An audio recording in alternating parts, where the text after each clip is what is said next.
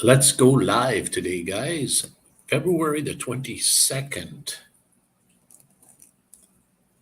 coming to you from Cancun, Mexico. Undisclosed location.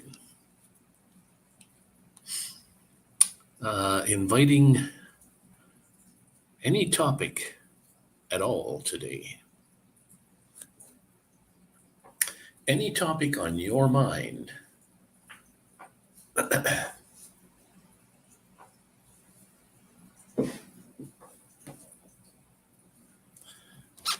see if I can get the computer a little bit closer, better shape.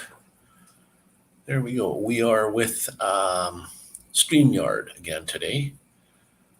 I'm having a bit of a conversation with EV Mukes. They think I've gone over their 30-hour limit, and I know I haven't. So it's a good thing I really didn't purchase their monthly or their yearly program, because I think, well, actually, I know I'm right. They're wrong. Yet they can't prove that I've used. They keep telling me that it's on their system that I've used the 30 hours, and yet they can't show it to me. They said you've erased one project, and that's why you don't see. Hi there, Ronnie. That's why I don't see the 30 hours, and yet they won't prove that to me. They said I've erased one, and that's impossible. I just learned how to put projects in there. Anyway, what's on everybody's mind today? It is open book, open topic. And wondering what the heck is going on in the world. I've been out of touch for a couple of days here. And I was thinking about going to Chichen Itza. That's where the pyramid is. Where the, what do they call it? The snake. The equinox, the spring and the fall equinox. It only happens twice a year. And it's on March the 21st and September the 21st. And I wanted to go on March the 21st to see the shadow of the snake coming down from the top of the pyramid down to the snake head at the bottom. But then you're getting some snow. Oh my goodness. I thought winter was kind of over. Well, maybe the snow is not over. Then I look up online and it says actually the best time to go is March 21st. But you can still see the snake shadow 2 days before and up to 2 days after. And said the better time to go might be 1 or 2 days before or after the equinox, simply because there's not so many people. Everybody wants to go on that particular day. Now, if you can see this on the day before and the day after, is it important to go on the day of, just so that I can say yes, I was there on the 21st? I don't know. I don't think so. I think if I go on the 20th or the 22nd, I still get to see the phenomena there, and with maybe less people. Not many less, I don't think. I think there's a lot of people got the same thing on their mind. But anyway, so we are still getting snow, and I've heard that from some of my friends, online friends. Dave, Get a Van Adventure, who's way back east in Canada, on the east side, not on the coast, but on the eastern side, and then some friends on the western side, and they say that there is more snow coming, and then some people even from the States somewhere. I don't know what state they were in, to tell you the truth, but I've heard them saying that. Well, hello, Justin and Christina. How are you doing? We have open topic, and it sort of started off with snow. Ronnie was saying here, it's just snowing there, or looks like snow, or what have you. And it says we're getting snow. And then I was talking to some people from back east in Canada and on the west side of Canada, and they have snow. So this must be a nationwide thing. Some people in some state there too. No snow here in Florida. Yeah, better not be. Better be nice there. I was talking about the equinox, the spring equinox, March 21st, coming up. I want to go to Chichen Itza and see the snake on the pyramid. The shadow looks like a snake. I don't know if anybody's heard of that, but it happens on March 21st on the equinox. But I look up online and it says some better days to go would be either 1 or 2 days before or 1 or 2 days after, because that's when there's less people there. Day of, newfound drones. You can share a link, or I don't know if you're a moderator, or if you're a moderator, go right ahead.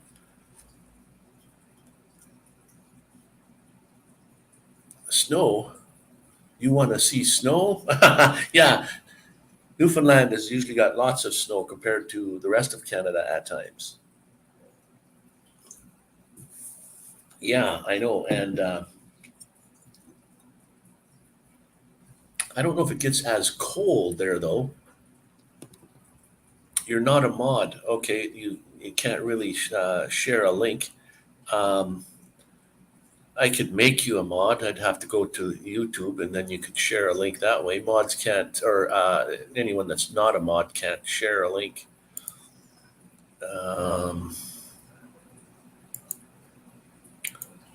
Let's just see what I can do here. I have to go to Go Live section. The Go Live section.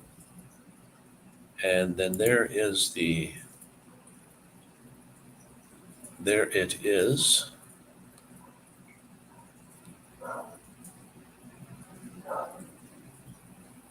Well, I'll make you a mod. I mean, there is no way to even post a link. So I'll make you a mod, post your link, and then I'll take you off.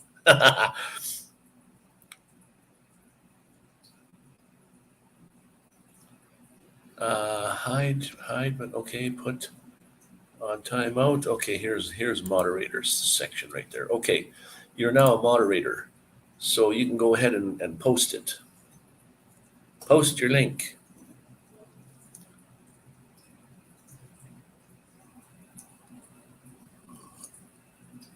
You couldn't even type in your link so that someone else could post it. Now, personally, I can't go there at the moment unless I go to the YouTube side, and I don't want to really fool around with. Well, let me just see here. If I go to, I'm sure I'll be able to stay on.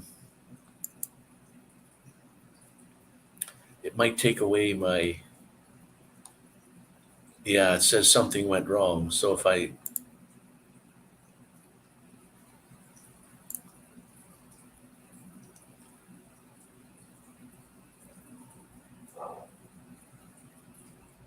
there you go. Okay, I'm going to have to go to that later.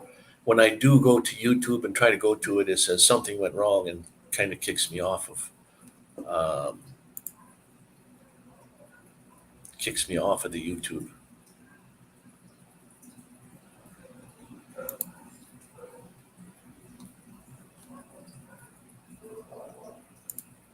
And what else can I do here?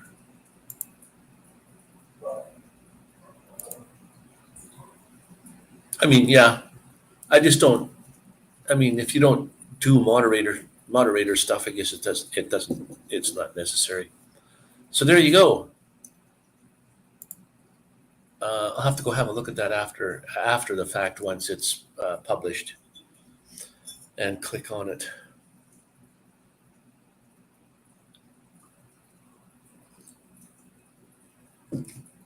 I guess as the host person, I can't go there. Well, not with StreamYard, anyways. It won't let me go there. and then it might kick me off of this StreamYard section here that I'm in right now. That's okay. That's all good. So, okay. Open topic was, yeah, the snow was one of them, and the equinox was the other. I think I might go on either the 20th or 22nd.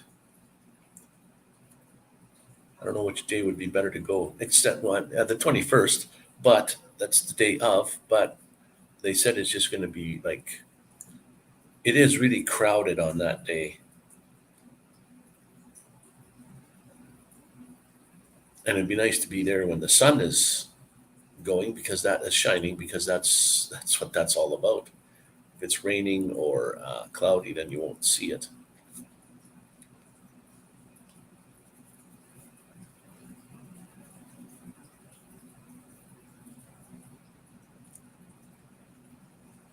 So, anyways, I think I'll go to Chichen Itza before that day, just so I can check out and see. Just go there. And I've been there like 10 years ago. I was there. Nice place. One of the seven wonders of the world there. And I think, if I'm not mistaken, that shadow of the snake coming down from the top of the pyramid down to the bottom is the only place in the world that that happens. Oh, thank you, Justin or Christina. Thank you for mentioning. Post or smash that thumbs up button.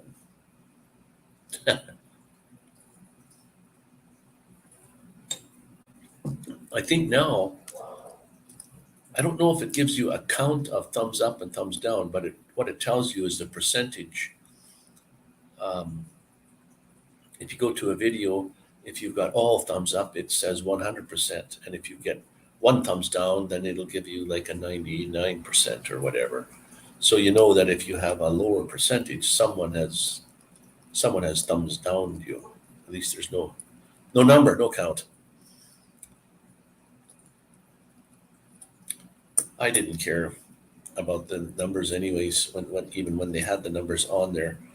The numbers of thumbs down actually, I liked it, because not because of the number of, but because it told me something about my videos. Someone didn't like it, so either I should try to change or make it change, do a little better somehow. Although whoever gives thumbs down is not smart enough to tell me why.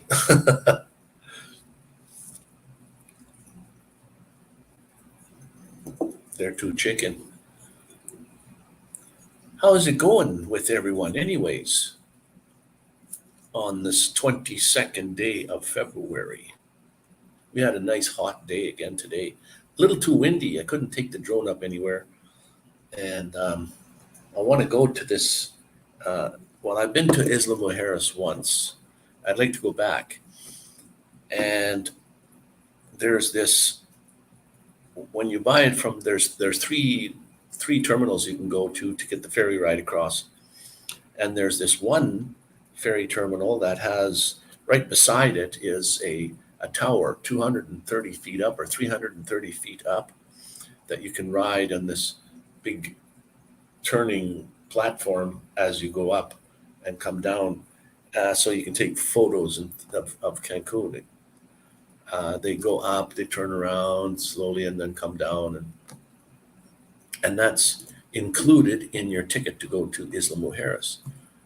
And the first time I went was the one that's more north, and it's the same price, 270 pesos to go return. So it's $25 American to go return trip back and forth. No cars. It's just all on foot. The ferries are just for people. But nice little island. It's about less than a kilometer wide, and about 4 or 5 kilometers long. So it's a short little island. But there's a lot of stuff. They're beautiful beaches. Um, what isn't a beautiful beach in Mexico? Like, but there's this one beach I was at where uh, I got in the water and it was at my ankles or something, and then I got a little in farther. It was up to my knees, and then it was up to my waist. And I'm standing in up to my waist in the water, and I look way out there, way farther out, and I could see the people out there were their ankles were barely wet, and I thought, wow, it goes down to the waist height and then back up to a point where it's really, really shallow again. So I went out there and it's quite a ways out, but it's quite strange. There's hardly any water there. And I was wondering, I wonder if fish come out this way. And I did. I saw 2 fish. One was kind of like a long, with a long snout. I don't know fish. Looked like a pencil. Maybe it was called a pencil fish. Um, and then I saw another one that was, like a regular type fish, a regular type fish.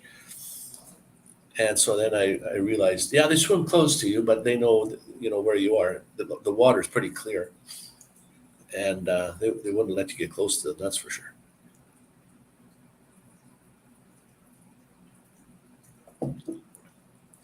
Nice day today, like I said, but windy. I spent most of the day indoors. I did go out for a while today. Where the heck did I go? Um, Went out for breakfast, and then after breakfast, I walked somewhere for breakfast, and then walked back. It was just a short 6, 7, 8 block walk, so it wasn't really too far.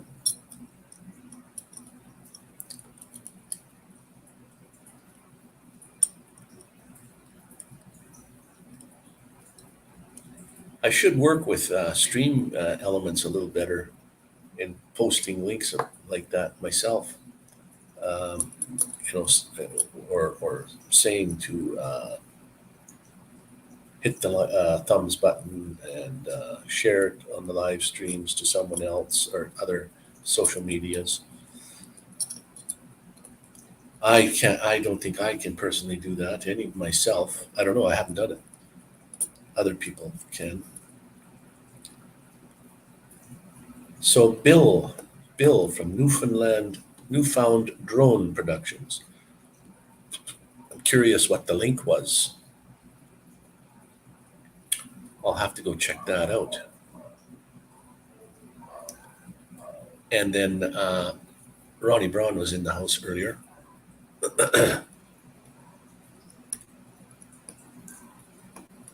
Today was the hottest day of the week so far here. Oh wow, 31. Wow, that's a lot hotter than it was here. It might have been, I don't know, maybe in the upper 20s. Let's see if I can tell what it is right now even. It's 27 at the moment.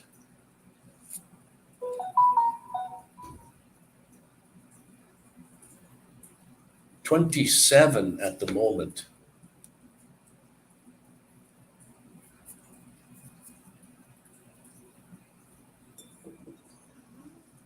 And it's 8 o'clock. It gets dark. I can tell the days are getting longer. That's for sure. In the morning, I think it gets lighter sooner. But in the evening, I'm not an early bird. But in the evening, it's later before it gets dark. So and we're still quite a ways up from the equator in Mexico here. You got to go down to, where is the equator? By Panama. The Panama Canal.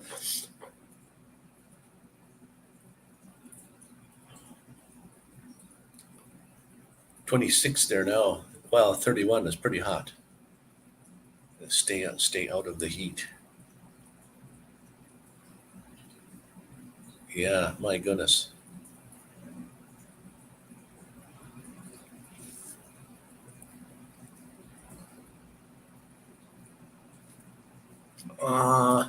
Isla Mujeres. I think I'll go to Playa again one of these days coming up because I want to get. There's a guy that makes jewelry. He made this W for me out of a 5 peso coin, and man, does he do good work. It's not like something like it's something that's made by a local, as opposed to made somewhere else and then shipped in like jewelry or some of some sort. But he's got all the letters of the alphabet there. I saw last time I was there, and some other coins. He makes rings also. He doesn't have one. I would rather have a ring than another necklace thing. He made some that were made out of the really old peso, 1 peso coin, which is huge compared to the ones they have now, 1 peso coin they have now. And how it's made is it looks like a regular coin. This is a 50 centavos, but it looks like a regular coin, like this. But then this I can't show the picture on it. The ones he's got there has got two turtles, pictures of two turtles that he cuts out of it, and then it comes apart. But when you put it back together, it looks like the full coin. So you can manipulate it and wiggle it a little bit, and it comes in 3 pieces. And then you put it back together like a puzzle, and then you put it back together, and it looks just like the complete coin, but it has never been cut. The cuts are so fine, it's like less than a thickness of a hair.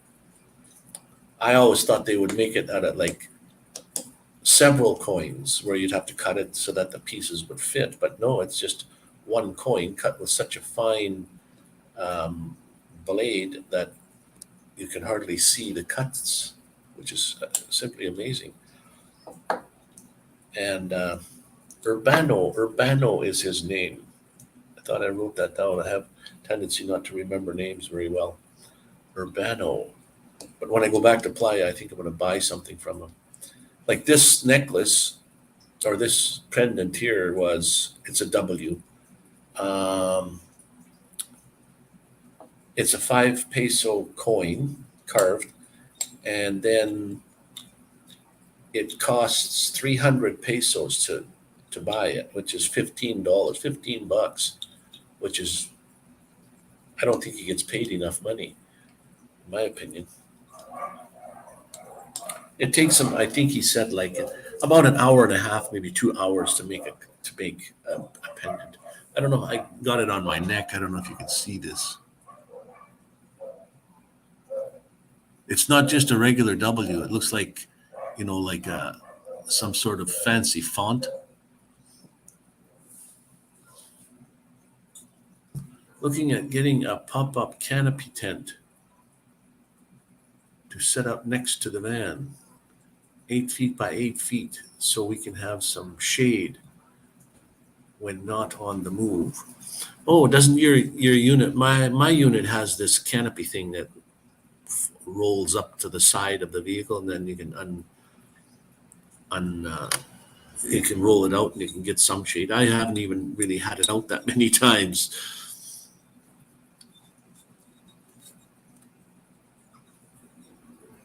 But an 8x8 trailer would be nice.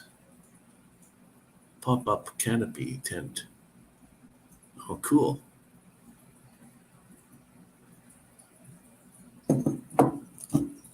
If at all possible, well, if there all depends what kind of bugs are around. Hello, Tommy.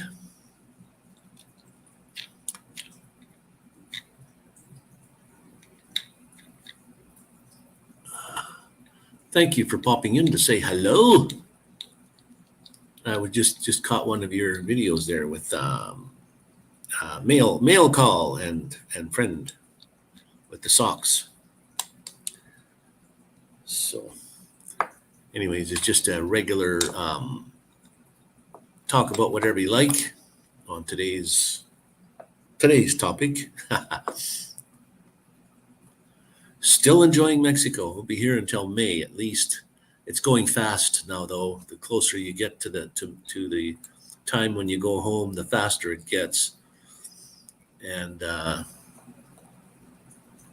trying to. You can't manipulate time. Time ticks away. And I've learned that it's not the clock that ticks away or time that ticks away. It's your life that ticks away. So however fast the clock is, it's your life that's ticking away. A pop-up canopy. Clam or gazelle type. Wow. Didn't know there was such a thing. Clam or gazelle type. Amazing. You're heading back home in April. Well, close to the time I'm going back too, I suppose. Oh, I was talking about bugs. The pop-up trailer, if it has like almost like a netting, or you can kind of see out of it and stop the bugs from coming in, like mosquitoes or what have you. Most of them are, like if you're talking about a pop-up kind, they're like a canvas.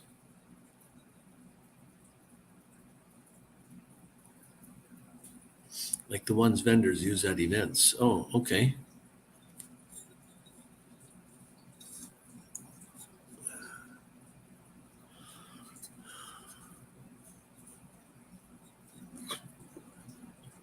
I'm thinking my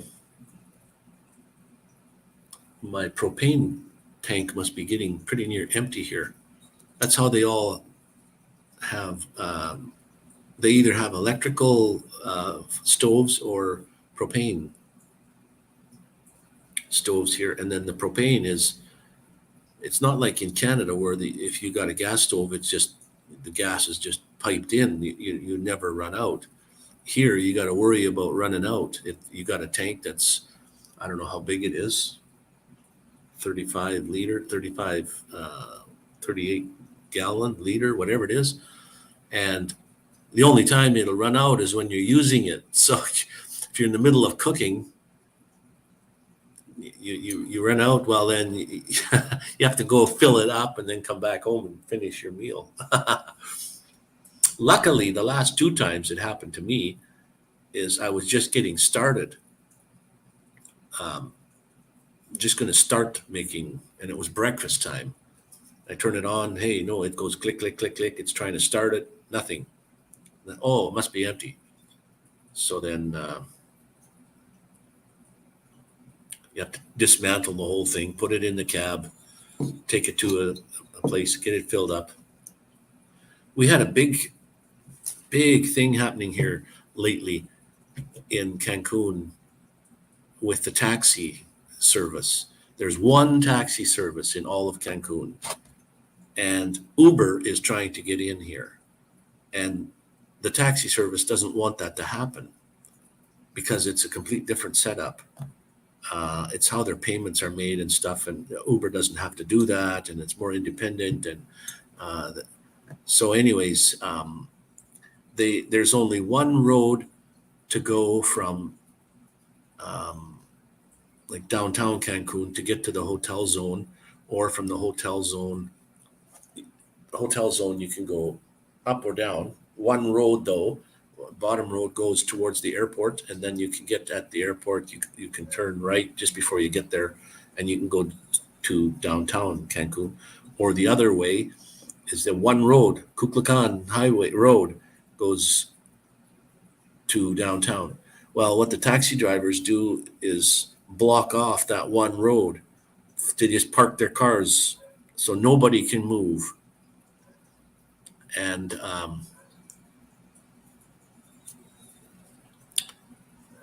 that blocks off. They had people were trying to get out to the airport to catch their flights back, and they couldn't do that. So they got out of the taxi cabs and just walked kilometers to get to the airport because their flights were leaving.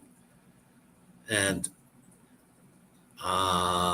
the taxi drivers would catch the Uber drivers and beat them up, or set their car on fire, or to try to stop them from getting into Cancun. So what the government finally done here is they said that any taxi drivers doing anything illegal like that to Uber or anybody else, they were going to suspend their driver's license. Then they couldn't drive cab. They can't make an income, and take their license away and fine them and what have you. So hopefully that'll put an end to that kind of thing, and just even the locals think that taxi service here is like a syndicate. There's only one here in the small city of Medicine Hat that I live in. There's 4 or 5 different taxi companies. Like, I don't understand why. Well, yes, I kind of do understand why they don't want another one to come in here, because of how they were paying. And there's only one leader, right? One leader of the taxi service, and he didn't want Uber to come in. So he just said, you guys do what you can to stop Uber from coming in. Well, now the government finally stepped in and said, no, we're going to put a stop to this. So hopefully that won't happen anymore. But even the locals here don't like the taxi service. They overcharge foreigners. Like, I always tell them, when I go to if I have to get a cab and the bus doesn't go where I want to go, I have to take a cab. And I kind of know the prices already. And before you get in the cab, there's no meters in the cabs. They just say they're going to charge you this much to get to there, and that's it. That's the price of it. So you negotiate your price before you get in the cab, otherwise they will just name any amount when you get to wherever you're going. But I would tell them, yo vivo aquí, which means I live here, and meaning that I know the prices, and I won't pay. So a lot of times I'll go from here to catch the ferry to go to La Isla, or Isla Mujeres, 70 to 80 pesos. To come back, the same distance is 200 to 300 pesos. That's because they figure the taxi cabs are sitting at the terminal waiting for customers to get off the ferry and stuff, and they should be paying a little bit more. So 200 or 300 pesos to go the exact same distance as I just finished paying 70, 80 pesos. Like, that's 4 times the amount. 5 times, no, 4 times, 5 times, 4 anyway. So even the locals don't like the taxi service. Sometimes you just have to take it. The buses don't go quite there. And they do have a regular, like a regular long bus that might handle, I don't know, 50 people, 60 people on there. Those big buses, they have those here. They also have smaller buses that are like an SUV type bus, which go different routes, but they only go on those routes. They don't go just down any street, not like a cab does, but they go other places that the other streets that the other buses don't go on. So, and those I think are like 10 pesos, and a regular big bus is 10 pesos, unless you're going on a bus that goes down the hotel zones area, then it's 12 pesos, which is like 50, 60 cents. So yeah, Uber is everywhere. And here they were like beating them up, pulling them out of their car, take their car, set it on fire, and then put it on a flat deck truck and drive it around town, showing the people what the taxi drivers think of Uber and blah, blah, blah. And um, competition is good. And like I said, when the taxi drivers tried to gouge the locals for money, just saying it's costing you more than what it really costs, because, like I said, there is no meter, and it would be real bad if there was a meter here, because because there's only one road to go out from here to the hotel zone. That gets pretty busy at twice a day, once going there once coming back. People are going to work, coming back from work, and it gets so busy, and your payment for your cab would be just horrendous. um, Vicky, hello Vicky.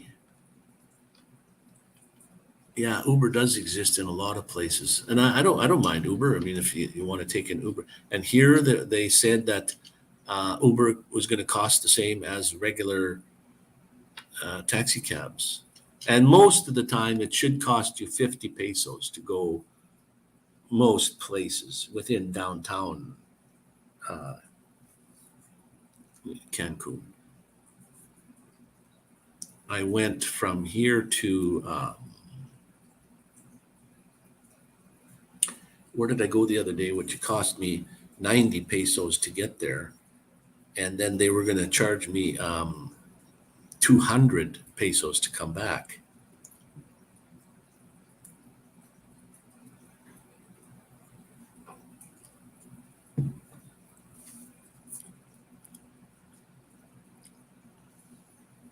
I think that's when,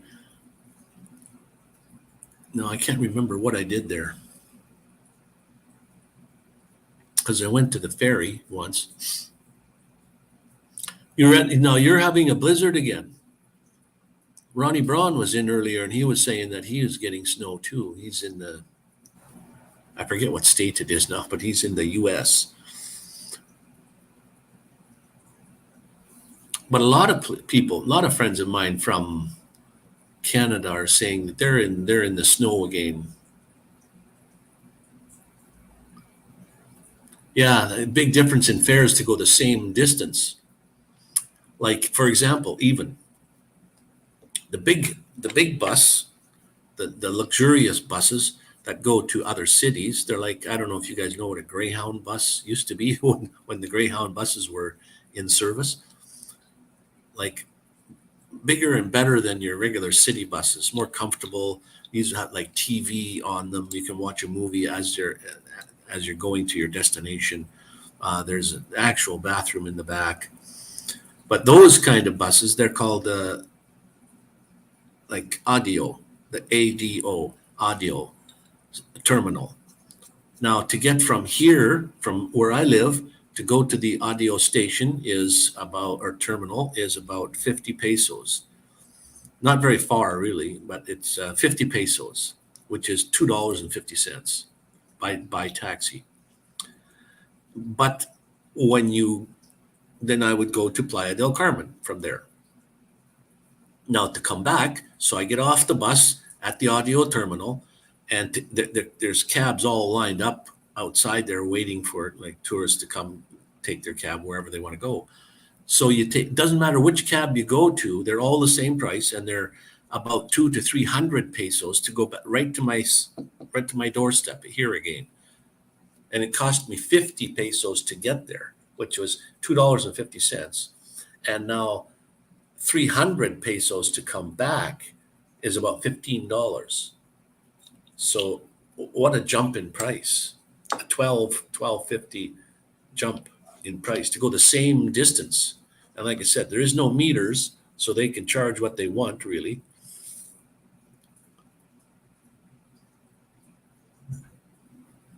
You still have Greyhound buses. I thought Greyhounds were no longer in existence. We used to travel with Greyhound buses from city to city all over the place here. It was amazing. It was actually a pretty good service. I don't know why well, in Alberta, they're no longer available.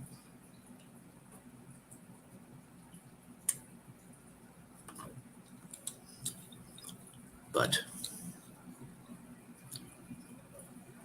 Montreal to New York. Okay, cool. Wow. So the Greyhound, are they called Greyhound? Is Greyhound a company name?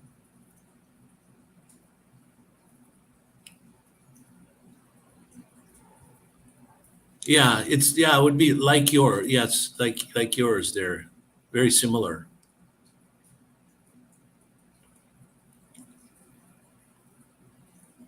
Yes. Some Greyhound buses were probably even smaller than yours, than your, but they had the doors on the sides, on the bottom, where you would flip up the doors on the sides and put your luggage in there.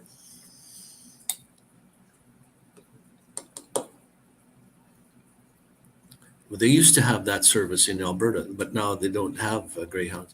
There was a Greyhound terminal downtown. Is not a Greyhound terminal anymore for years already. They don't have Greyhound buses there.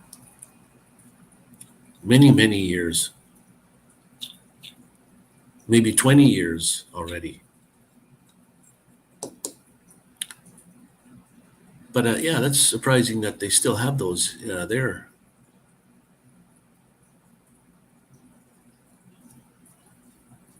Yeah, one guy had a bus like yours there, Vicky, but he could park his car under there.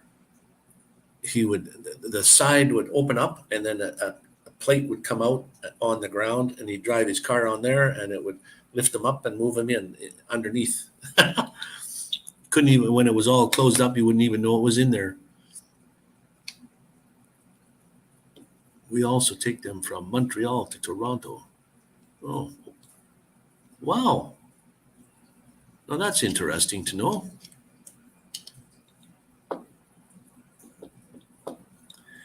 Yeah, I don't know what kind of car it was, but a very short, not very tall car, that's for sure. Would just fit in there, but made it enough room that it could, like the door would open the way a regular door opens. You pull it, lift it up, but then a plate would come out and then down to the ground level, and he would drive on there, and then the plate would lift up and back in.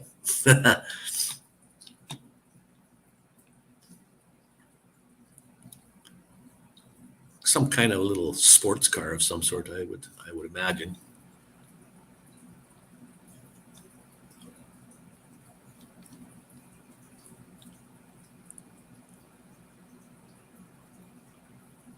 And nowadays, the factory built ones, if you build one out yourself, yeah, you just buy like you buy like a Greyhound bus, take the seats out or whatever, and build yourself. But the ones that come manufactured as a home with slides and things on them, and like a lot of money there, let me tell you, hundreds of uh, thousands of dollars, a little bit over my budget.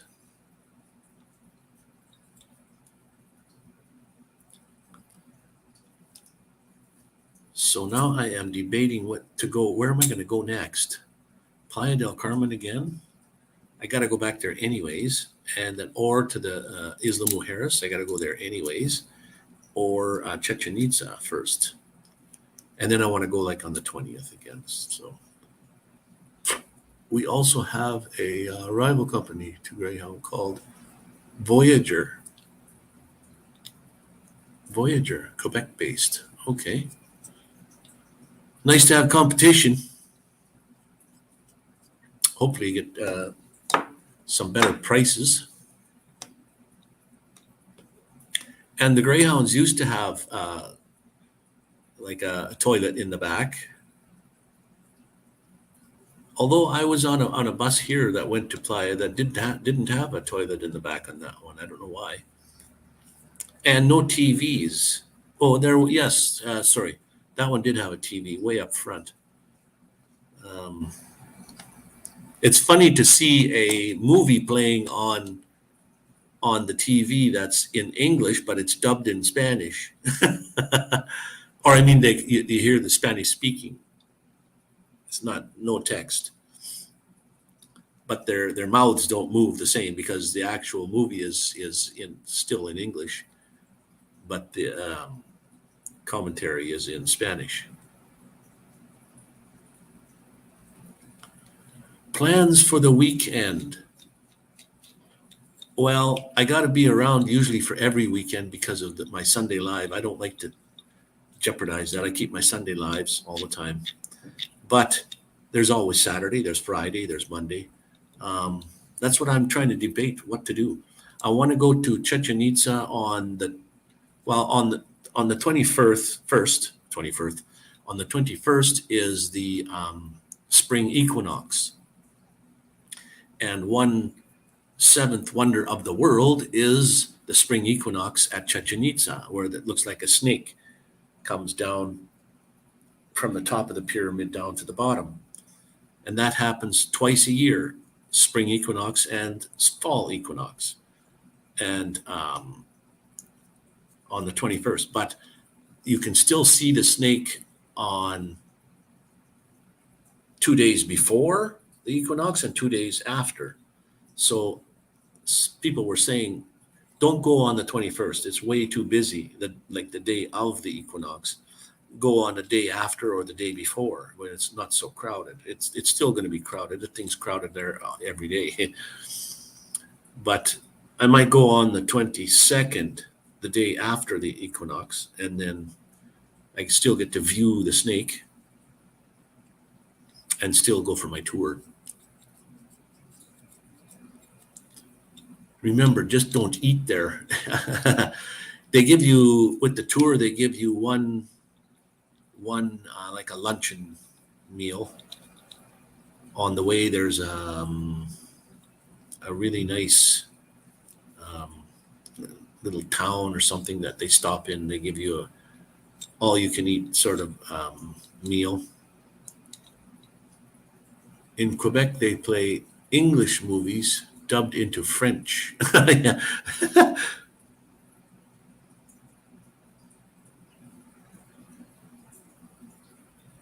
You prefer an English movie in English? Yeah, no kidding. It's funny when you see their mouth still moving, but the words are different.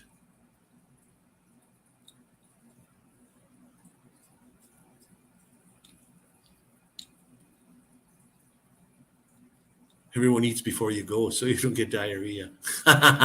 Remember, don't eat there.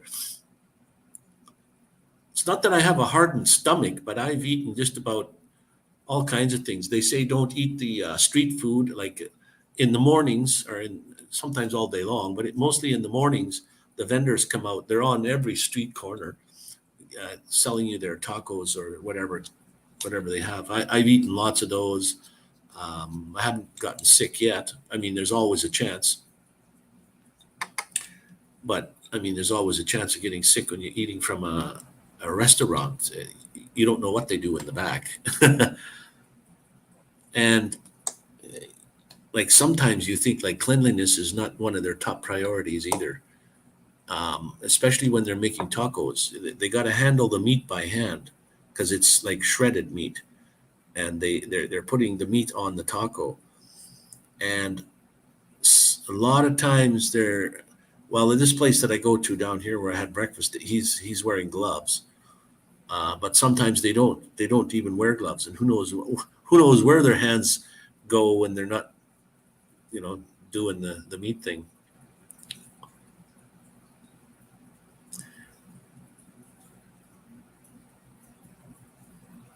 It's because of the water that makes the people sick. They don't have that stuff in the water here anymore. A lot of people, even the locals, don't really drink the water that comes out of their tap. They shower with it and they cook with it and do their dishes with it. Not cook. They do their dishes and they shower with it. Most of the drinking water is in those big bottles, 5-gallon bottles. But I've read somewhere that even drinking the water is much better or more okay than it was uh, like years ago. Yeah, there was something, I forget what it's called, something in the water, and they would even say that even when you went out to have a few drinks at the bar, and they would put ice in your don't get ice in your drink because the ice was made from that water, from your tap water. And I don't know what the ice would be. I don't drink, so I don't. Yeah, I have a beer, but I don't go out and drink. Like liquors that have ice in it. So I don't know what they would use for ice. Um, and like I said, most of the people, even the locals, they drink bottled water. And I just picked up 3 big bottles of water today. And if I make coffee or cooking or whatever I do, I use that water. But where do they get that water from? How do we know for sure that that water is not just from the tap somewhere? Is it purified? How do we know that for a fact? It just seems like every minute you turn around, everything's a scam in Mexico. So you begin to wonder about everything. There is nobody that's your real good friend here. You think you can have friends when they're still taking you for a few bucks whenever they can. I got to know this one guy at the Plaza Tecnologia. That's a weird place. I'd like to do a video of that place, but anyway, um, I got to know this one guy fairly well in there, and then I wanted a memory card for my drone. It had to be fast because of the video. He said, "Well, my other friend has a place just downstairs. I'll go get you one." So he went down there and got it, and he sold it to me for 500 pesos. I just took his word for it because I thought he was a pretty good friend of mine by now already. And then the next day, I went there to get another one, and I said, "Where did you get this from? I'll just go pick one up myself." So he told me where to go. I went down there, exactly the same one for 380 pesos. So he overcharged me by 120 pesos. You see, he still took me for 120 pesos. That's 12, $6, 7, $8. Who you think is your friend?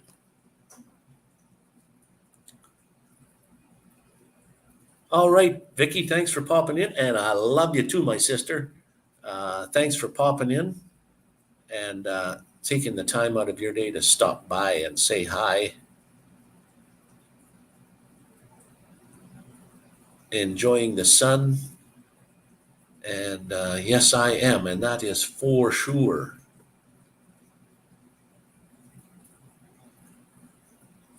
They have purification place where you can go to get clean water fairly cheap.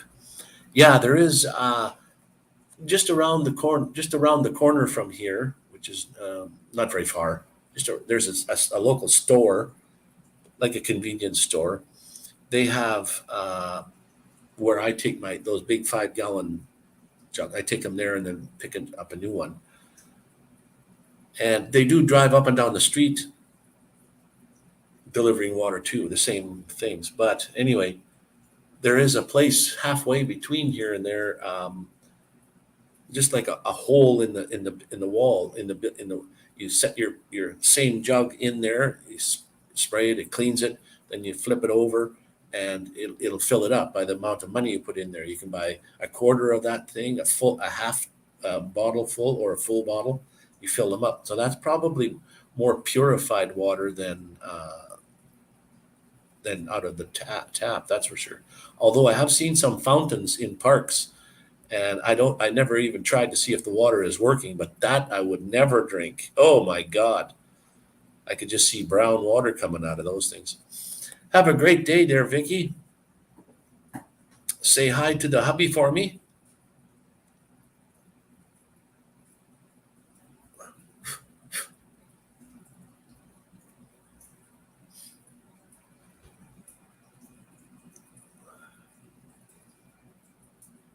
And then I went to like Playa del Carmen the last week or so ago, And I was walking down Fifth Avenue. Fifth Avenue is like a outdoor, well, a tourist place. It's a street, but there's no cars allowed to go on there. You just walk, and there's little businesses all the way for a mile or so, a couple miles.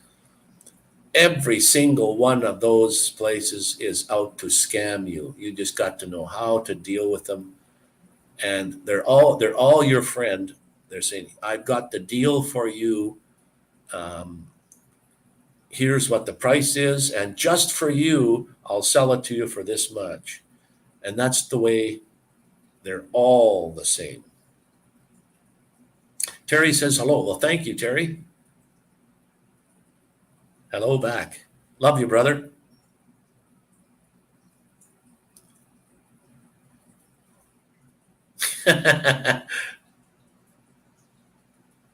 Well, thank you, Terry. All right. Catch you next time, Vicky and Terry.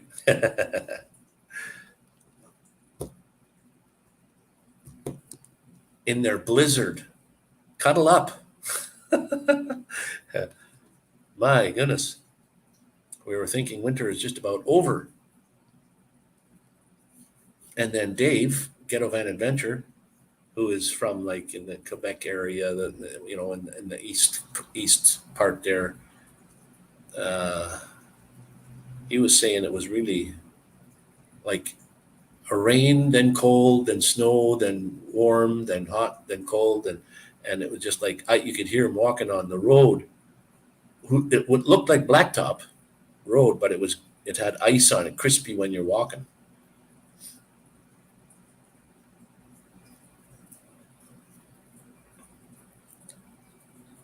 And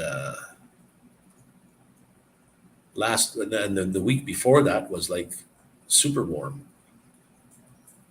Like spring was there, winter was over, and spring was there.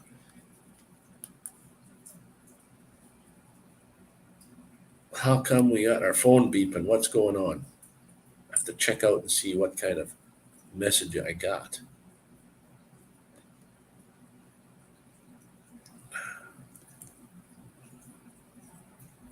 Siri says hi, everyone. It must be funny to have someone named Siri. So with all these videos with what you call Karen, Karen does this and Karen does that, and I think you know what I mean by Karen. I mean, what's it like when your real name is Karen? Some guys would say, "Yeah, that's all right, Karen," and the lady would say, "My name's not Karen." She obviously didn't see any Karen videos.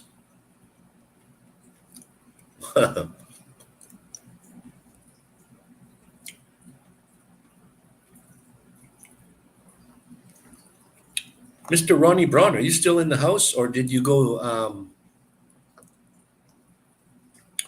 or are you gone to watch Tasha? I stopped in a couple times to watch her.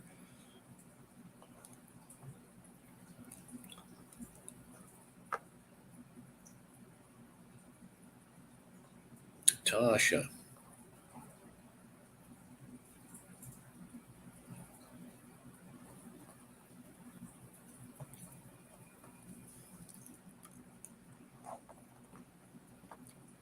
It's amazing how a lot of foods here don't taste the same as Canadian foods, like cashews. I'm eating these cashews. They definitely don't taste the same at all.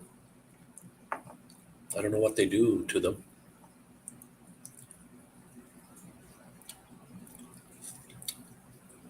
So on YouTube, you can like your own video, which is strange.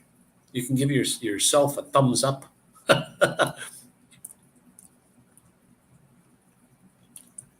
You can't subscribe to yourself, but you can give yourself a thumbs up.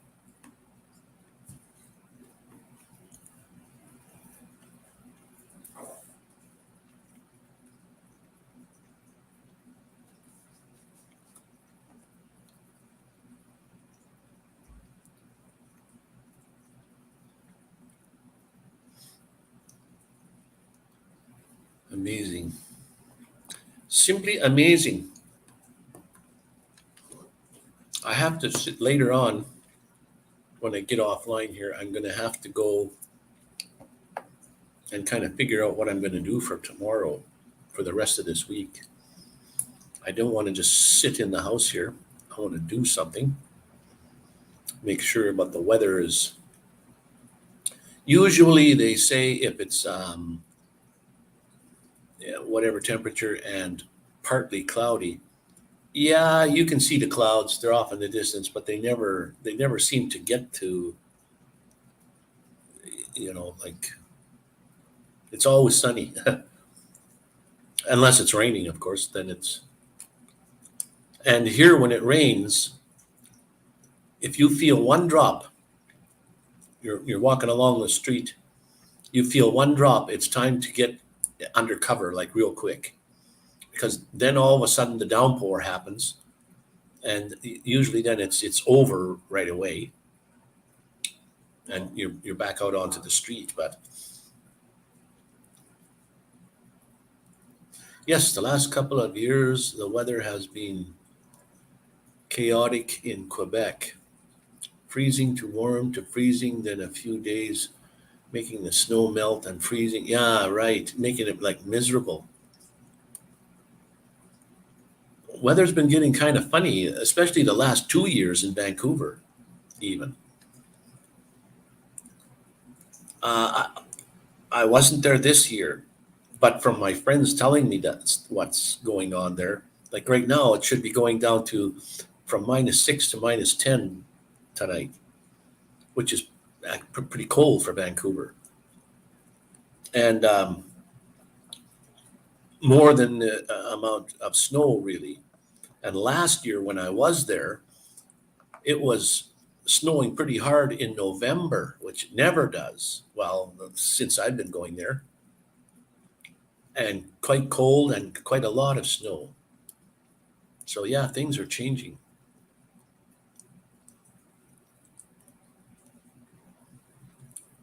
Well, it's nice when you can do that too. And like I said, most of Canadian cities are near the border, so it's just a matter of a few hours and you're into the U.S. and then a few hours more and you're into the warmth. Well, not just a few hours, but all depends if you take your time or if you just drive straight through. Um, you spend your winters in the southern part of the U.S. and then in the summer you can spend your most of your time in the northern U.S., which means you can make great big loops, circles, and kind of be in the warmth all year long.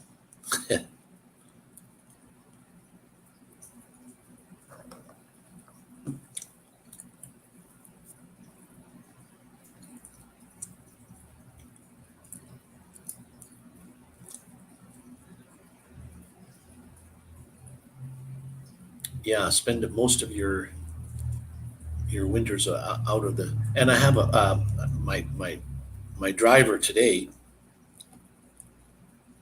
He has seen snow himself, but his children haven't. And he says, "Where do you?" They want to go to Winnipeg, and I said, "Yeah, you go to Winnipeg, you'll see snow." As a matter of fact, you go to almost anywhere in Canada and you'll see snow. So he said, "Okay, well, Winnipeg is the center of Canada from side to side, not the top and bottom." But he said they want to go to Winnipeg, and I said they have Celsius here. So I said, "Well, you'll know when I tell you that -30, -40 Celsius is what it can go to." And he says, "Holy wow!" I said, "Yeah, -30 is cold."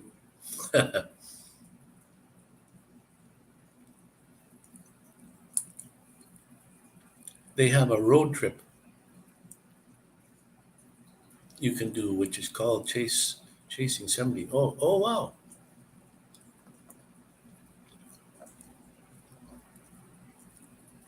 Hey, that's a good one. Not so hot, not super hot. Would be nice. Road trip to follow the sun. Uh, Stay out of the cold and stay out of the blistering heat.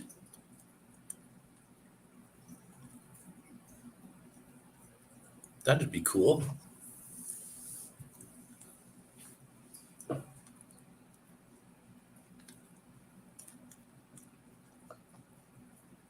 Oh, reach to minus 20, I believe, Celsius and Fahrenheit meet up.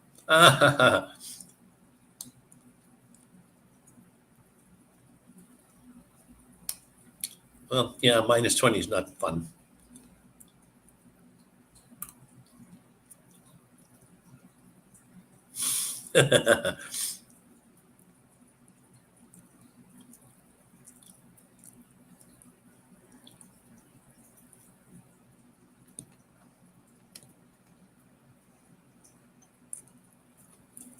And I thought for sure that the US was thinking about switching to the, the metric system with measurements and temperature and stuff. Now, that would be unusual. Usually, the Americans don't change anything, but it's a much better system, though.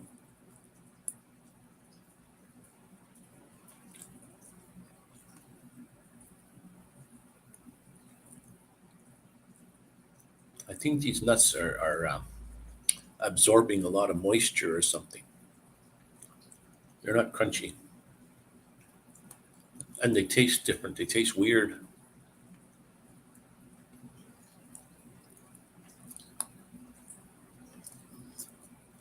Yeah, and then I seen some videos about the Britons wanted to do something like change from, for just for an example, I don't know what it is, but they wanted to change from imperial to metric. And then the US turns around and said, well, because you're doing it, we won't. And they did that a few times on a few things. They wanted, just because someone else told them to do it, they said, oh no. But a lot of American people, well, hello, Mr. Nomadic Rat Pack. A lot of like to go to switch to, um, or when they buy cars and stuff, all the cars are metric, but you can't buy. It's hard to find metric wrenches, or yeah, they all have imperial wrenches.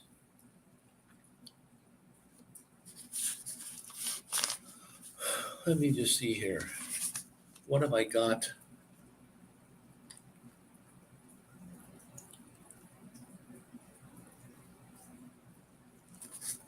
What do you know? I got Nomadic Rat Pack written down here, no name.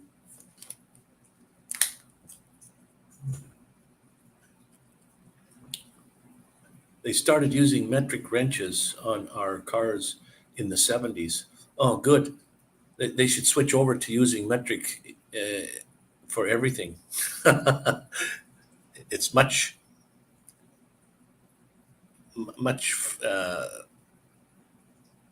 well, metric is just like millimeters are easier than inches. 16th of an inch, 32nd of an inch, whatever. It's I don't know how many other countries in the world are still stuck in the old. Canada was on the Fahrenheit system. I don't know how many years ago now, though, but when they switched over, everybody was worried about, okay, well, what is that in Fahrenheit? And after a while, you don't care anymore. You just know what, it just comes natural what the temperatures are. Whereas I don't know who this Fahrenheit guy was anyway to say that 32 degrees is freezing. That seems, now when you know Celsius, you'd wonder, Like 0 is freezing. That's the way it should be. What's 32 got to do with it?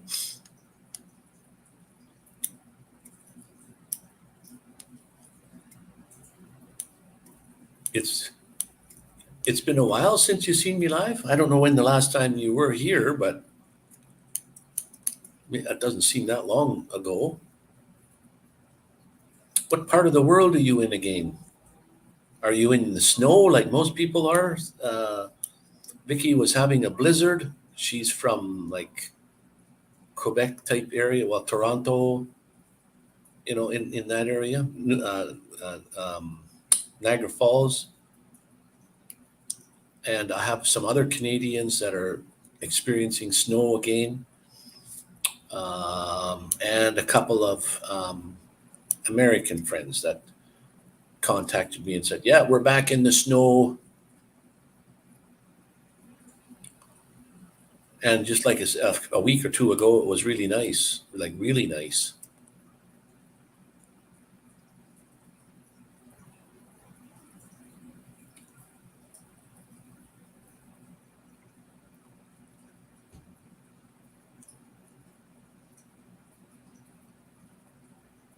Oregon, wow, 5,000 feet up. Holy, well, you'd have snow there. High mountain desert, Oregon, 5,000 feet, lots of snow. Wow. Let me write that down. I don't know why I have Nomadic Rat Pack written down here with no name. I can't remember your name, but let me write down where you're from. Oregon. Wow.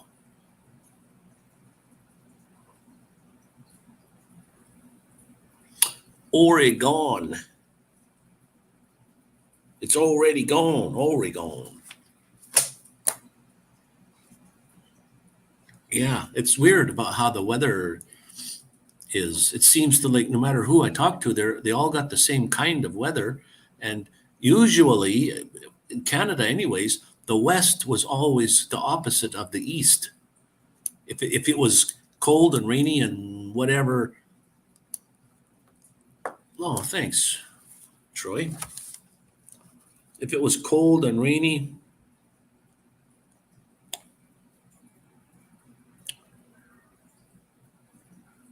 and Christian, I've got you written down now. Uh,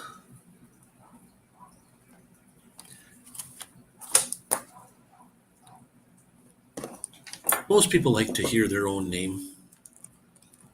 See if I can type something in here, whether it's going to work or not. It all depends whether I've programmed you into the system, though. You're not programmed in the system, it won't come up. Let me see if your link will come up. If it doesn't come up, you're not programmed into my system yet. Which then, hey, I do have you in my system. I'm.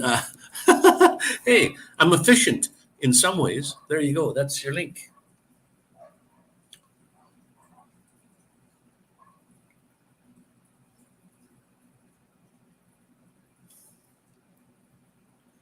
Well, the last time you said you haven't been around for a while for the lives, but I'm in an undisclosed location in Mexico.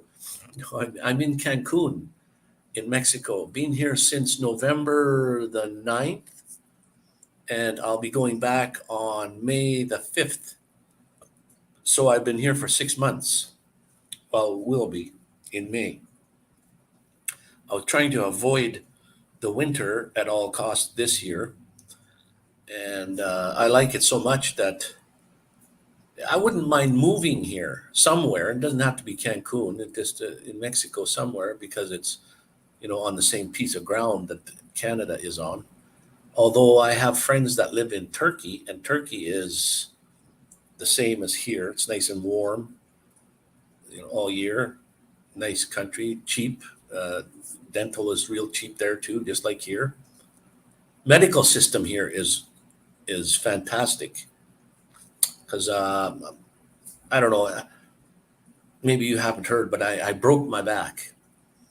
I was cleaning up the house here in front, and I stepped 6 inches down onto a carport area to mop up the water, and I slipped. When you slip and fall, I mean, it's an accident. It's you don't plan those things, but I slipped and fell, and then on that ledge, that 6 inch drop ledge, right across my back, and I could hear the crack, like crack. I could hear it, and then my head hit the house floor, which is tile, rock tile. They don't have carpets in the houses here because that would just collect mold. But anyway, so I broke my back. Went and got a CT scan. Showed I forget what that bone is called. The one, there's your vertebrae, and then there's two that come out the side and one that comes out the center towards your back. That's what I broke, was those ones, not the vertebrae itself. But I was thinking that I could have been paralyzed that easy, just that easy. You slip and fall, and that's it. So I broke my back. You can't put a cast on it or anything. You just gotta let it heal. You just gotta bear the pain and let it heal. So they give me some medication here, and let me tell you, the medication they give you here compared to Canada works. This stuff, this stuff took away the pain. Let me tell you. So, and it's been about maybe over a month, and I got to go back next week to get do another CT to find out how things are working, to see if it's healing properly. But I mean, at my age, like I'm going to feel back problems, for the rest of my life. It's just inevitable. My ribs took a good traumatic beating at the same time. So anyways, that's what's happened here. And things seem to be healing okay. It's at night when you're sleeping and, you're not moving so much, then you try to get up in the morning, and, that's when that's a backache. Like, if you ever had a backache or sore back for some reason, one day or a couple of days out of your life, when it's hurting pretty bad, that's what I kind of feel like most of the time. And before that, I had kind of back, like just a sore back every now and again, but not like now so much. But anyway, I can still walk. I can still talk. So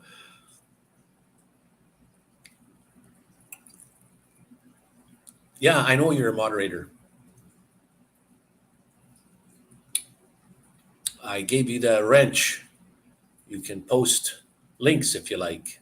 And I just finished posting yours, just to make, you can post your own if you're a moderator. That's perfectly fine with me. That's what the idea is.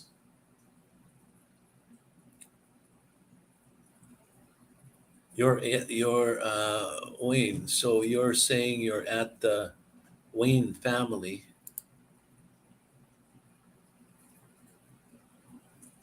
Batcave at its secret location in Cancun. Yeah, you don't know, Elvis Travels used to be one of his channel names. Very controversial YouTuber, would beg for money, but he always came to you from an undisclosed location. So that's where my saying came from. It's from him there. Oh, you didn't hear? Well, now I told you the story. I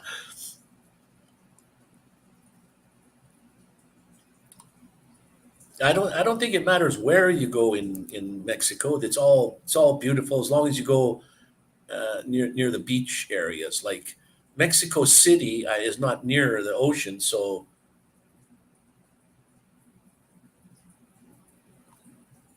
but if you stay on the coastlines, boy, the beaches are just beautiful, beautiful beaches, like white sands. And if you have time, take a look at some of my latest videos, a little, back the last weeks, couple of weeks, months, and you'll see some of the places that I've been. The beach, I took my drone up a couple of places and flew. The beaches are beautiful. White sand. It's not even like sand. It's like crushed up coral. very, very fine. It's not quite as fine as chalk, but that's why when you walk in it, it gets stuck to you everywhere. Get right up in the crack of your ass if you don't keep it.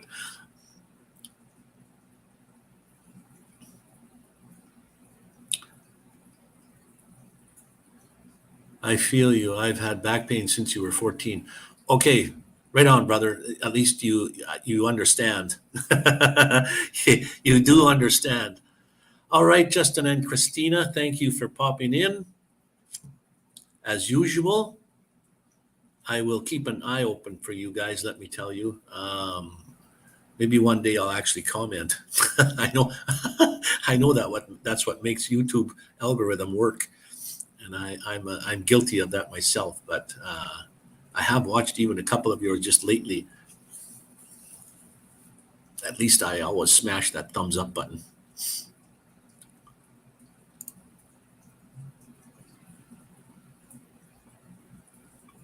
I am just here for the friendship of my YouTuber community, but thank you for saying I can post links. Yeah, well, usually moderators are, that's not that it's their job, but it's nice when I can't really. I'm not on the YouTube side. I can't even go looking for links, so that's why I program them in to stream elements as you type an exclamation point and then the first name of the channel that you want to post the link of. Like for Justin and Christina, you would type in exclamation point Justin. For yours was exclamation point Nomadic, and then if I have to program it into the stream elements in the first place. But once it's in there, then only moderators can do that. They can type an exclamation point and the first word of the channel, and it would post there. So it's a lot easier than actually going out looking at for whose ever channel and then copying the link and then posting it in the thing in the chat window there. A lot easier, and it makes the job of the moderator a little easier. I can post through StreamYard here, which I'm using today. I like EVMux. I like that one a lot better. But I've used up my time on it. I've been going live quite a bit lately, I guess. And so yeah, it's not that it's a job of a moderator. It's just that that's something that I enjoy. What moderators can do to help out. They can like police the chat window. They can, if somebody's being obnoxious or saying things they shouldn't, the moderator can time them out or kick them out or do all kinds of things. So appreciate what moderators can do. They have a lot of power, really, actually.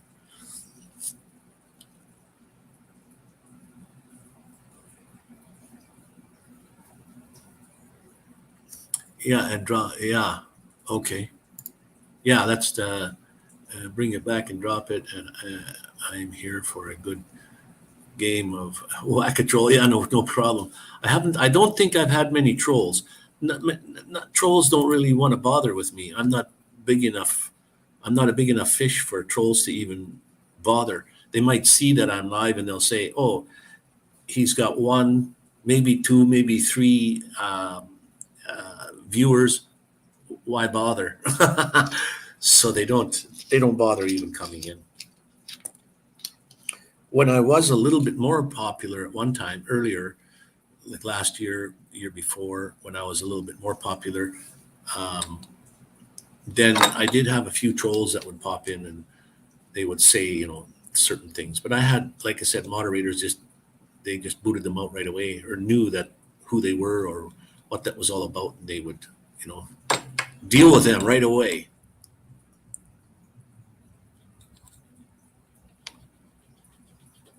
Yeah, well, that's good. At least you didn't have to use your mighty wrench on anybody.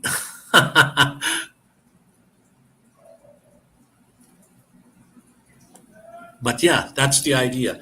Usually I don't know if you're a moderator anywhere else, but if anytime you do come here and you pop in, you're obviously more than welcome to post your own link first right away. You can, and that's again, exclamation point, Nomadic will do it, or go to your channel, copy the whole link, bring it in, put it up there.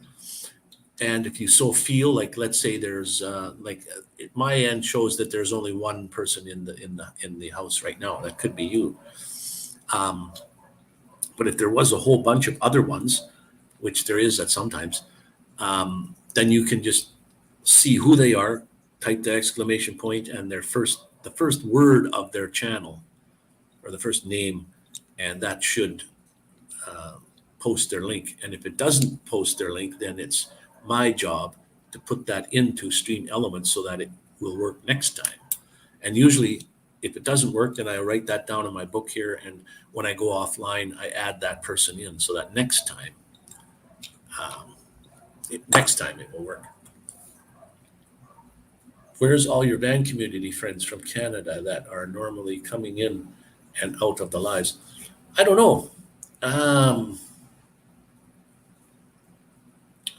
Some people that watch my lives watch on TV, and then it's hard for them to comment because on TV, all you have is a remote control and you can't type. So you have to go to a letter, pick it, go to another letter, pick it, and spell all the words out. If you're going to put a sentence in there, that's pretty hard. So they usually don't comment. They might try to put in "I'm here" or something, "hello," or something simple at first, just to notify that they're in the house there. If they're watching on a phone or a tablet, they might say hi, but usually the number at the top will tell you how many people are watching. Right now, mine never tells the truth, but it says one. So it could be one person actually in the house. I'm not a real popular, and probably like you, I'm not here to monetize. I started YouTube as a place to hold my videos. When I went across Canada 5 years ago, my hard drive got full. I went out and videoed every single day. And then I would make a video and I'd post it to YouTube, but I would put it on my hard drive, and my hard drive got full. And then I bought external hard drives, and those got full. And I thought, well, gee, I want to keep a journal of where I've been. Where am I going to put all my videos? And somebody suggested, just like, why don't you post them on YouTube? So I put my first one on YouTube, and then the next one and the next one. And what do you know? I gained a subscriber, my best friend from back in my city. I got one follower, and then 2 and 3 and 4, and then it slowly went up from then. But was never my intention to join YouTube to try to make any money. I think you have to have thousands and thousands and thousands of subscribers and followers to actually make any money. And yeah, I mean, I know you can't. It would be nice that if I'm living in a van, to make enough money to pay for my gasoline. That would be perfect. But I'm so far, I have enough subscribers. You need 1,000 subscribers. That's an easy goal to obtain. The hardest one is the 4,000 watch hours per year. I'm only just over the halfway mark. So I've got a long way to go to get 4,000 watch hours. So I don't even try very hard to do anything like that. It is what it is. And if I get there, I get there. If I don't, I don't. That's funny. I'm watching you on a 50-inch TV and commenting on my phone. Oh, that's cool. Yeah, that's one way to do it. Watch it on big screen and then comment on your phone, because it's easier to type in. Yeah, I'll have to tell my one friend back in the Medicine Hat. That's what he does. He watches on a big screen TV, and he says, I can't comment. I said, well, then watch it on your phone too, and then comment through there. Good idea. Great idea. Can I ask what the rent is in US dollars in Cancun? A few more questions. Are you close to the beach, and where? Actually, right now I'm about a little bit more than a half an hour away from the beach. I wish I was right in the hotel zone, which is like you go out the back door and you're on the beach. So for me I have to make it a point to catch the bus and go down to the beach and spend the day and have fun there. That's not a problem really, but it takes 30 to 45 minutes, half an hour. It all depends on, or an hour. It all depends on which beach I want to go to. But I think a couple years ago, all the hotels, the beach in front of the hotels, well, to the ocean side, was all private property. You couldn't even go there. There was only like little small public beaches that you could, sometimes between the hotels, there was a little walkway. You'd go through there, and that beach in front there was public. You could go there. But now all the beaches in Mexico are public, right in front of the hotels. You can't go on the private property of the hotel, but you can go on the beach in front of the hotel, which some of them are right up to the beach. The hotel property is right at the beach. There's about 50 feet of sand, and that's the ocean right in front of the hotel.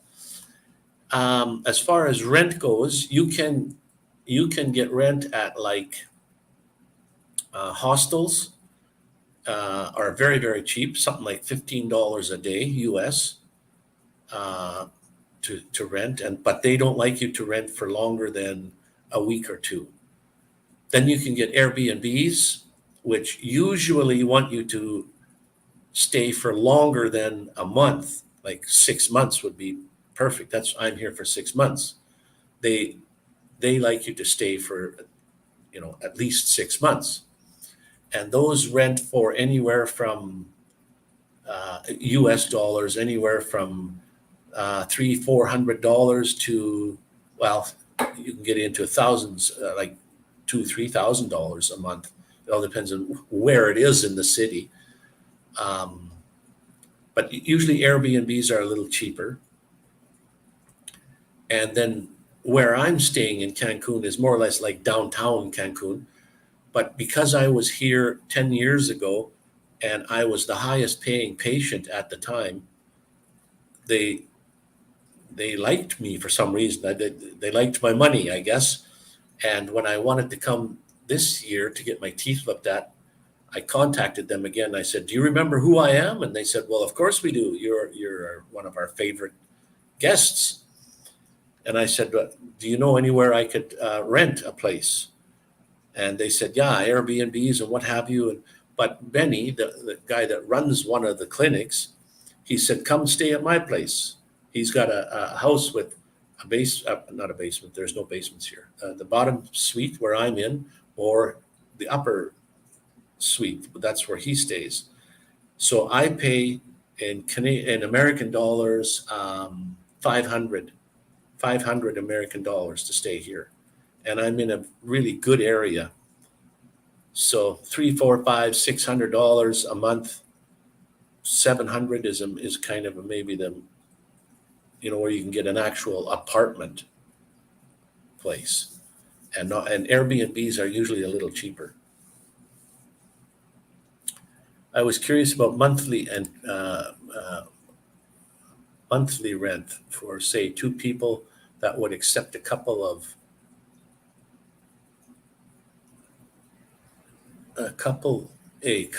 children, a couple of chihazas, a couple of children. Is that for children? I could stay there for a few months, 2 or 3 months. No problem. Like I said, you can even look this up at home if you go to Airbnb.com, and then from there you can pick the country, like Mexico, and then you can also refine it down to the city you want to go to, and that'll give you all a map and all the prices of the Airbnbs. Airbnbs are probably your safest bet, but you can rent apartments like I said, as long as it's longer than maybe 2 months, though, because they don't want to just rent out a place and then you in a little while you run away. Oh, cute man. Oh, Chihuahuas. Duh. They love Chihuahuas here in Mexico. Isn't that Mexicans' favorite dog? They'll just love you for that. Yeah, Airbnb.com. Now that's good for all over the world, but you can refine it. You can type in, well, I want to go Mexico, Cancun, give me the map. And then on the map, it shows you the little flags pop up about how much money it costs in monthly rent.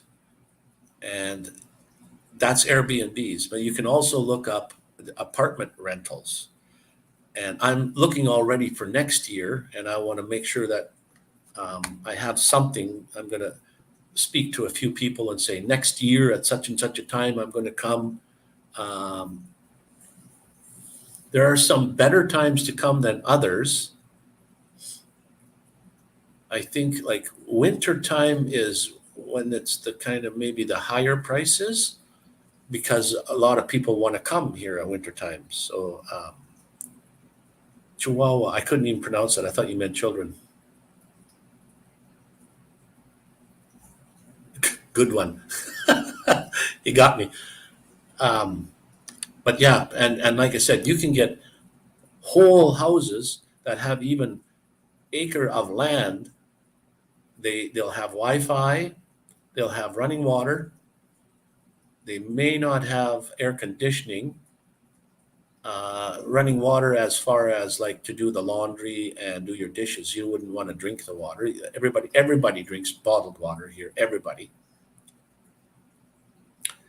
But you can get those for as little as like $200 a month, 200 American dollars a month.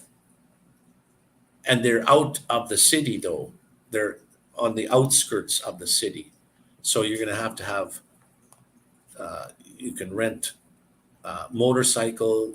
I wouldn't rent a car because rent-a-cars have, like in every country, they have a certain license plate on there to signify it's a rented car.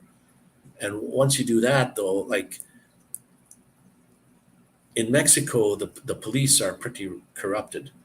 They'll if they see a white guy driving a rented car, they'll pull you over and try to scam you for money, like you were speeding or you're doing something wrong, and you should pay, 5, 6, 700 pesos, 1,000 pesos. 1,000 pesos is like $50.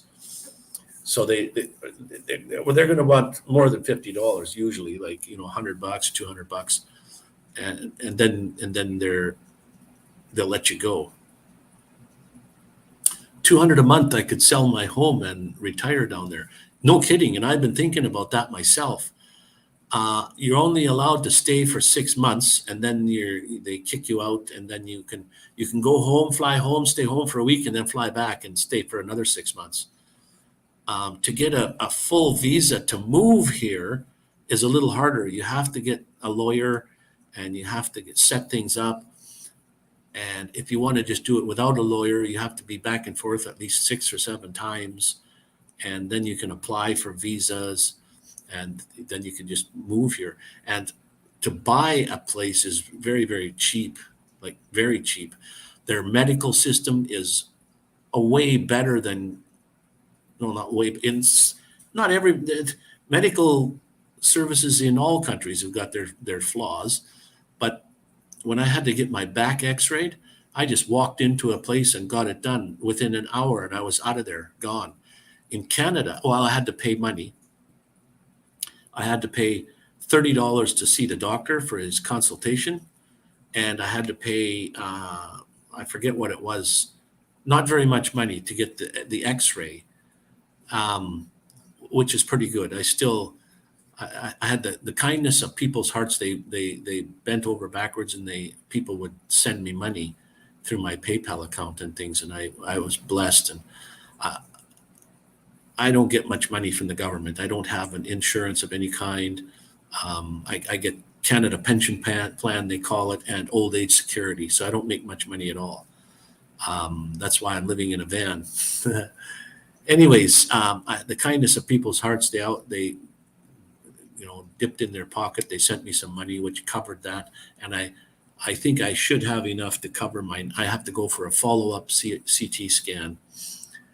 But in Canada, if this would have happened to me in Canada, I could have went to see the doctor right away. He would have evaluated, said, you need to go in to get an MRI or a CT scan, but I'd have to wait for months to get in to get a CT scan, for months. But it would be totally free. Everything is free in Canada. I don't know how it is, but I think because we have a waiting system there that's so bad, but it would have cost me nothing. Here, yes, it cost money, but I got to do it like right away. You just walk in and get it done.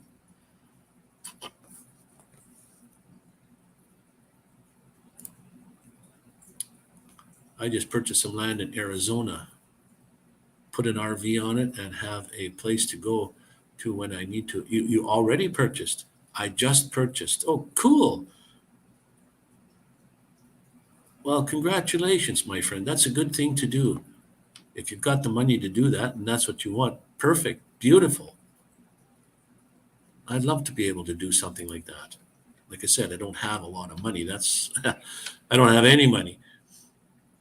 How is medical down there? I have a neurological disorder.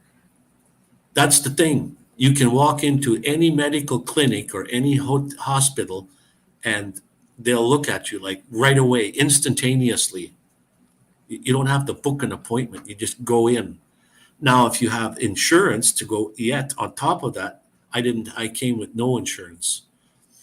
Because I have diabetes, it would have cost me $6,000 for 6 months to cover my insurance for here.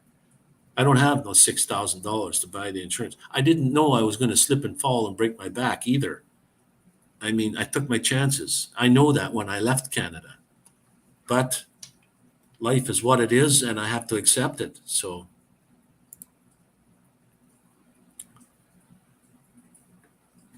I'm not quite too sure about the narcotic things. But let me tell you another story, Troy. I'm a diabetic, so I have to take metformin, I have to take a high blood pressure pill, and I have to take some statins. Now, even if I'm in Canada, I go to my local city, my local drugstore, and I say, can I fulfill my prescription? They'll say, well, you have you have zero on, I can't get any more unless I go see my doctor. I have zero refills. So I got to go see my doctor, and he signs a paper and says you're good for another year or whatever. But in my own city, in my own drugstore, I cannot get my medications unless I have permission from the doctor, a handwritten thing. Then I'm good for however long. In Mexico, so I'm sitting in Mexico, and I phoned them and I said, you know what? I don't have enough pills to cover me until I got to come back. Can I get some? She says, well, you're in another country. Too bad. Like I said, what? I'm a Canadian citizen. I can't get my pills that I'm supposed to be taking every day. You can't provide me with any help? She says, nope, you're in another country. Too bad. See ya. So what now am I going to do? So I decided to go to the Costco here, which I deal in Costco in Canada. And the Costco says, well, what would you like? And I said, well, here's a list of my medications. She started to get out all the medications. She said, here you go. And I said, well, I don't have a doctor's prescription for this. And she said, that doesn't matter. I can go to any pharmacy in any Mexican city and get all my medications for a reduced price to begin with. But I don't need a doctor's to say I have to have a. But narcotics, on the other hand, are a little different, though. I know you can't get penicillin without a prescription, and I'm like OxyContin and maybe stuff like that you can't just pick up either. You'll have to check into that, though. But I can get all the medications that I'm on just walking into any pharmacy, and they're on every street has one.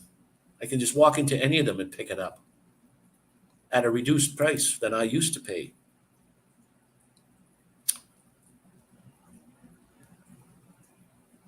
Oh, okay. You would lose it if you leave the country for over 30 days. Okay, now in Canada, I'm allowed to pick up medications for 3 months at a time. I can I can pick up 3 months worth of all my pills at one time. I can't get any more. So I told them, I said, well, I'm going to Mexico for 6 months. And they said, well, in them circumstances, we'll give you a 6 month supply. So that's what I did. I got a 6 month supply before I came here. But then I ended up staying in Canada, like I said, for a month and then came. So I only have 5 months supply, and I didn't realize that until I got here. Now I'm a month short on all my medications. So I have to go pick up another month's supply. And that's why I phoned Canada and said, can I get my pills? They said, nope. Too bad. You're in another country. We can't help you. And I said, holy smokes. Just wait till I get back. I'm going to give my doctor shit for that. Like, I don't know what good it'll do, but you're getting ready to put your home on the market in Oregon. And then you're moving to Arizona. Oh, you haven't purchased it yet. Okay. Arizona's warm, isn't it? Like hot all year long?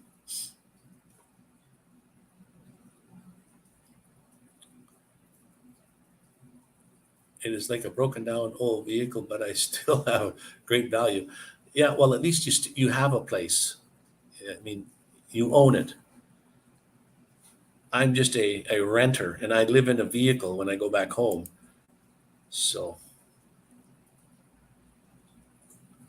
under a doctor's Vatican, under a doctor prescription for neurological disorder that creates pain. Oh yeah, I don't you hate pain? I that's the worst thing I hate. I could live with a broken back, but the pain, I was just curious how easy it would be to establish that. Very simple. And there is. Let me tell you another one. What's it called? There's a medical system that you can get. You purchase it.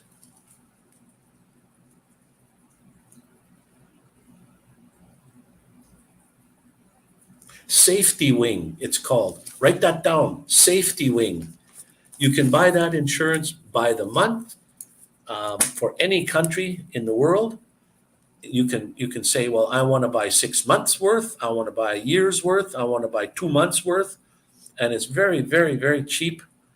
And just look into it. Safety Wing, like bird's wing. Safety Wing. You can set that all up, and you can actually buy Mexican insurance when you're here, even if you're a tourist.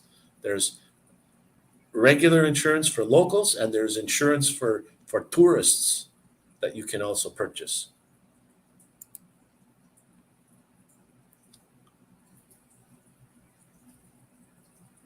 If I mentioned it for a traveling or at least handwritten prescription, that would cover me for 90 days in the US. Yeah. And I know US is even probably harder than Canada is for things. Like I don't know how our medical system works. I don't know how come my friend got his hip and his knee replaced. Both didn't cost a penny, not one single dime. Got it all done for free. Medications, on the other hand, you have to pay for, but the operations was all totally free. And I know you could never get that done in the US. One of my friends said in Kentucky, or no, not Kentucky, where is he from? Tennessee? I don't know, some state. It would cost $10,000 to have a CT scan. Like, what? Are you kidding me?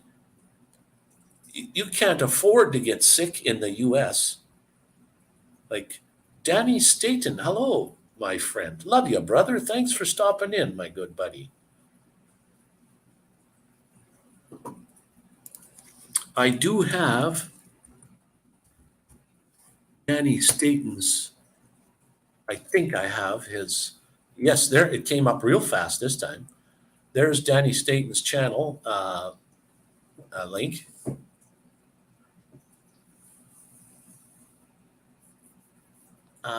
I have 3 feet of snow in my yard, and we're not getting above freezing today. Also, tonight should be around 2 degrees Fahrenheit. Oh, another one below, way below. I think whatever system we use in the US, well, if you're using Fahrenheit and you're getting 2 degrees, my goodness, that's cold. I'm on Medicare and I get all my meds for free. And no matter what meds I get, it only costs $3.50. Well, holy smokes, man. Uh, Michael, hello, Michael. How are you doing, my friend or my brother? Um, I'm sure Danny Staten is in the U.S. somewhere. Troy, check that out. You might want to even converse with Danny with his things there about how to get medical in other countries, medical insurance. And yes, I knew I should have gotten medical insurance before I came here. I knew that. But you don't know you're going to get sick. You don't know you're going to slip and fall. But that's what insurance, I guess, is, to make sure that if something does happen, you're covered. But the thing was, I checked out how much insurance would have cost me for 6 months here. Now, there's questionnaire on there. It says, do you have any kind of heart condition? Okay, if you're totally kind of healthy, insurance would have cost me $2,000 for 6 months, which might have been worth it if I could, drum up $2,000. But then there's questionnaire that says, do you have any kind of heart condition? Was one question. I said no. Do you have diabetes? I said yes. Well, the minute you say you have a heart condition or diabetes, your insurance goes up to $6,000, from two to $6,000 for 6 months. I haven't got $1,000 a month to pay for insurance. I don't even get that much money from the government to live on, to pay for rent and pay for my medication and to pay for my food and to pay for my clothing and to pay for whatever else I have to pay for. I get less money than that. Like, I don't know. Like they said somewhere on YouTube, I saw where in order to retire in Canada, you should have access to like $1 million, like not necessarily in the bank account, but it would be nice to fall back on that. You could say, I'm worth $1 million. So you have some money. Oh, wait a minute. What does this say? It's 70 now, got up to 78 today. Holy wow. And 80 tomorrow. Woo, the rest of the country is freezing. If you're old and disabled in South Carolina, US, they'll take care of you. Move to South Carolina there, Troy.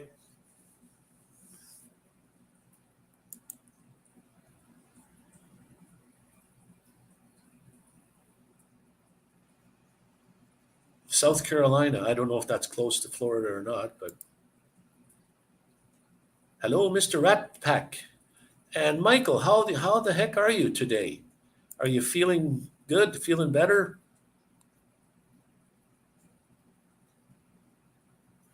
It was a wonderful, beautiful day today.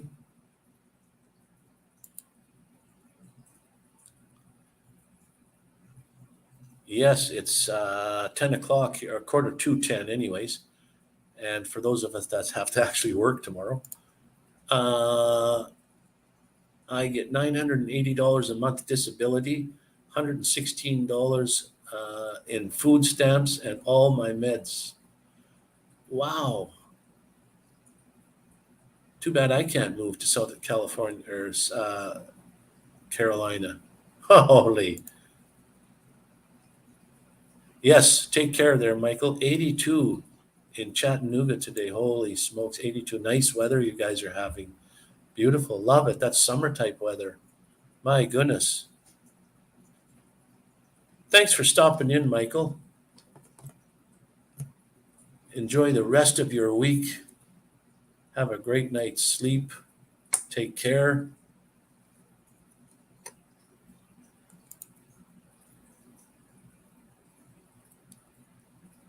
dine-in meals from the government, 20 TV dinners a week. Wow, holy smokes, brother, you're doing real well there. That is fantastic. They do look after you. And yet some states are this like seems like completely the opposite. Wow. Amazing. Had a high of 28 today. Nothing even thawed out.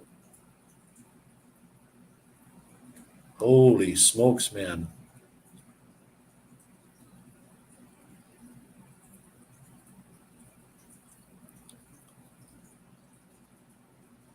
South Carolina, now that's the place to go. I suppose you can't just move there and take advantage of that. You have to kind of living there, I suppose. Republican state. Aha. Maybe it's, I don't know if it's the Republicans that look after their people. 20 TV dinners a week or whatever you said there. That's very good. Or a month. And then your medication, meds are covered. And then you get that over $1,000 a month for disability. Wow. I think you have to be pretty crippled in Canada in order for them to give you that kind of money. Nikki Haley 2024.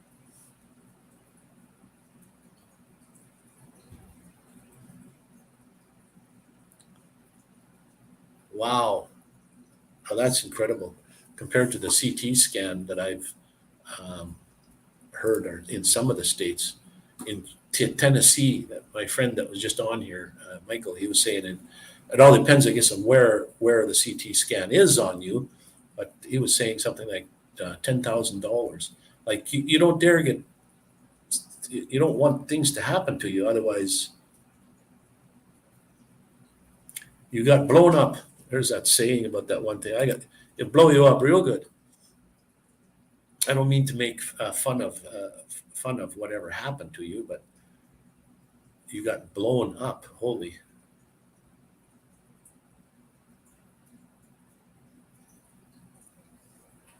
And survived. And survived.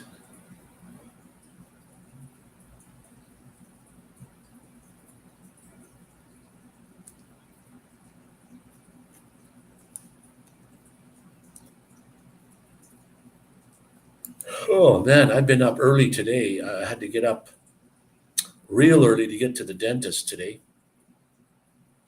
I want to make sure that my teeth are in good order before I go back to Canada, because I can't just sort of get on an airplane and fly back here when I have the slightest problem. And in order to fix anything in Canada, it costs you like the dental in Canada is just ridiculous. I don't know how people, and yet when you go there to book an appointment, they're like full up. People are flocking to the dentist's office. Like when you get a toothache, you got to go to the dentist.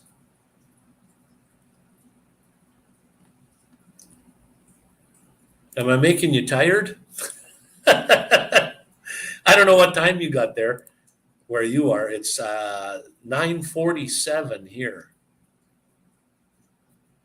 And if you're more west than I am, it's earlier. But if you can't be much, I think you can't get farther east, and if you're in the same time zone as me, you can't go farther east than, I think even in New York is the same time as here. Maybe it's,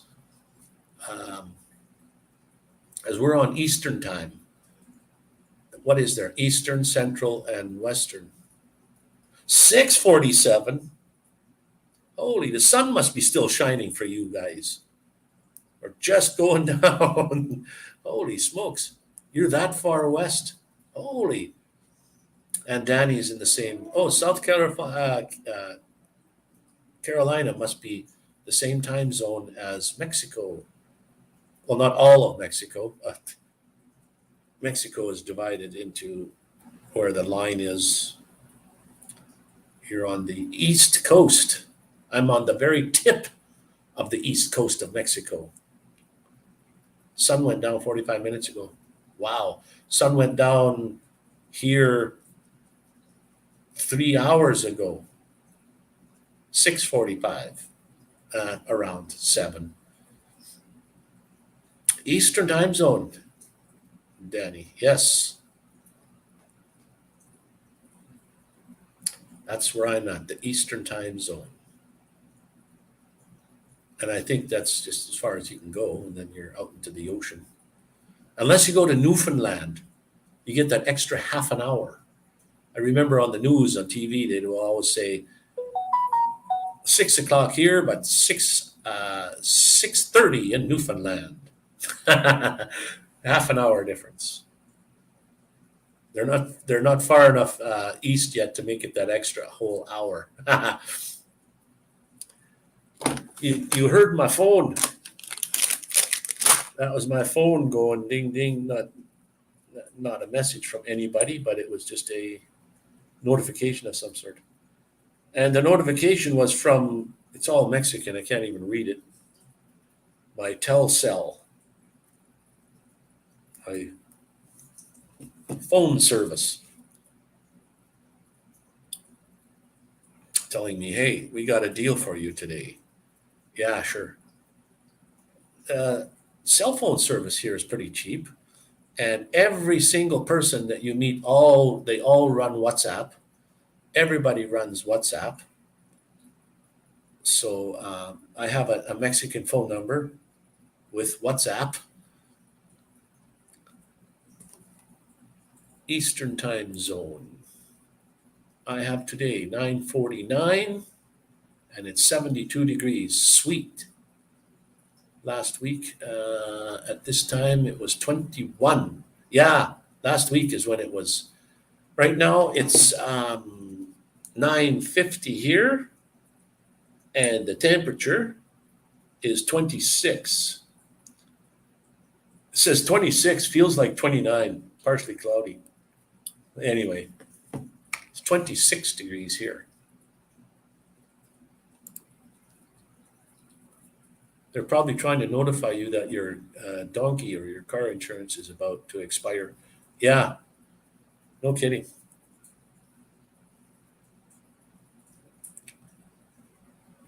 Well, it's going to seem sad when I have to leave here and head back to Canada. Canada is a very good country to live in. Like all countries, they all have their goods and their bads. I mean, yes, but Canada is a very nice, pleasurable country to live in. But the winters are cold. You can't escape the cold. The best weather in Canada, in my opinion, is probably Vancouver. Is on the west coast. Rarely do they get below zero. Right now, they're like -6 to -10 tonight.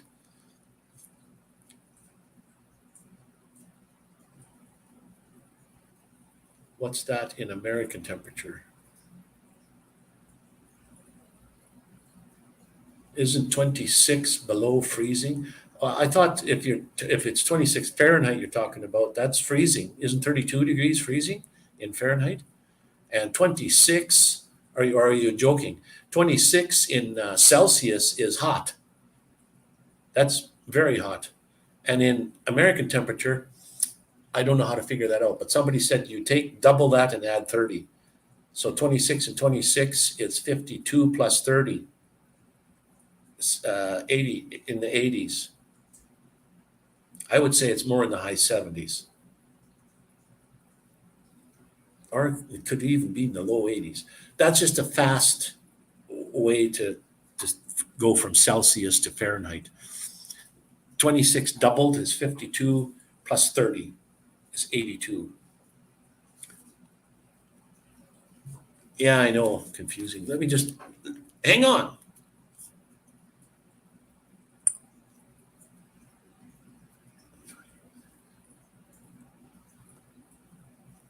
What's 26 Fahrenheit in Celsius? 26 degrees Fahrenheit is equivalent to -3.333 degrees Celsius. Okay, so 26 Fahrenheit is -3 in Celsius. Now, if you got 26 Celsius, what's 26 Celsius in Fahrenheit? 26 degrees Celsius is 78.8 degrees Fahrenheit. 78.8 degrees in Fahrenheit. That's what it is right now. In the US, unlike Canada, when we are on disability, we are not allowed to leave the country. Oh, wow, for more than 30 days without losing the and being cut off from our disability benefits and medical. So when you leave for 30 days, you're cut off for good then, and you come, let's say you're going somewhere for 40 days and they find out and they say, well, you're gone for 30 days, we're cutting you off. And are you cut off now forever? Wow. I know each state is different. Yes, each province in Canada is somewhat different. They all have their own regulations, but in Canada, I can go to any province in Canada and go into like a walk-in clinic where you just walk in and get medications or get diagnosed or get whatever. It costs you nothing. It's totally free in anywhere of Canada. But now to get things done, to get a medical surgery or something, or then it goes by each province and charges what they want for whatever. They're probably medications are different price across Canada. But I can walk into a walk-in clinic anywhere in Canada and not expect to pay anything. Danny's saying we have 90 days. If I ever got to move to the US, I'm moving there. Becoming a citizen of the South Carolina there.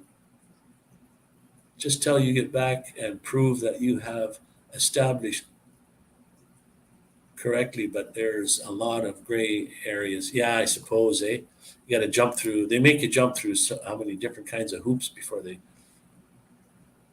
then you have to go through a hearing. Holy smokes.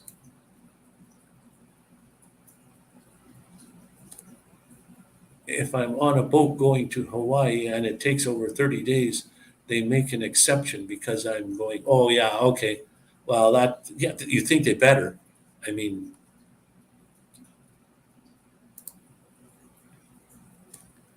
if I go to Mexico and I'm not back in 29 days and they know about it, they will cut my disability off. Could take 30 days to 3 years to get it back. Holy wow. Well, I mean, if that's a concern to you, you don't want to rock the boat there, that's for sure. I mean, if that medical for that 30 days means something good to you and you sound like you need some sort of disability type stuff there, then unfortunately you got to stick by that rule. I mean, if you were perfectly healthy, who cares? But check into that. What did I say it was called? Safety Wing. SAFTY Wing, WING, Safety Wing. A lot of people have checked into that. It might not suit you, but it does no harm in going to the website and looking it up. Somewhere I saw it was like $45 a month or $45 as the lowest one. It might not cover everything. Then you have to pay more to get more coverage or less. But the thing is, you can get coverage for 1 month or 2 months or 3 months, or let's say you're going somewhere for 6 months. You can buy it for 6 months. It doesn't have to be like a full year or whatever. You can buy it for however long you want.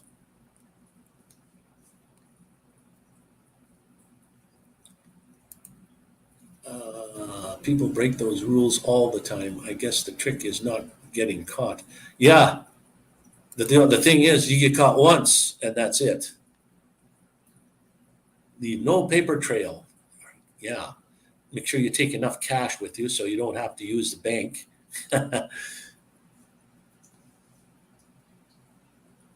Or somehow make it a different bank, set some money up in a completely different bank account somehow, and not in your somehow, so that you can take money out of that bank and not leave any kind of paper trail.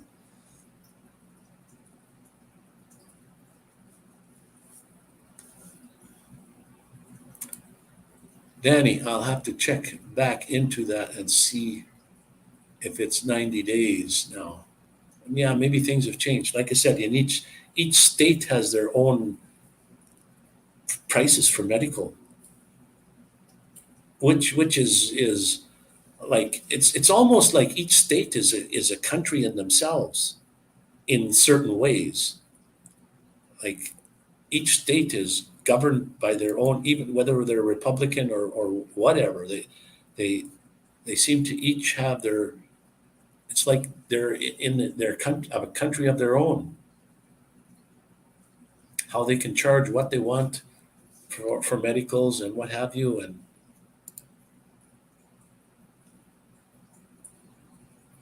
leaving the country was for 30 days for me, but that was a few years ago.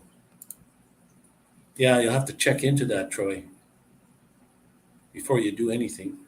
So what when you're moving to Arizona, you're moving from where you are to Arizona, is that's a different state again, right? So what's going to happen there? Does that does all your stuff move with you? Like you all your moving from one state to the other might be kind of tricky also. Because you said you're from Oregon. I don't know how far Oregon is from Arizona. I don't know the states that well. All I know is Biden is the president, and Trump used to be. I don't know I know where Florida is. I know where California is. I know where New York State is. I don't even know what the state is that's right below Alberta. Washington? I don't know. Um, I can't tell you that. I know where Texas is. Um, Nevada, maybe.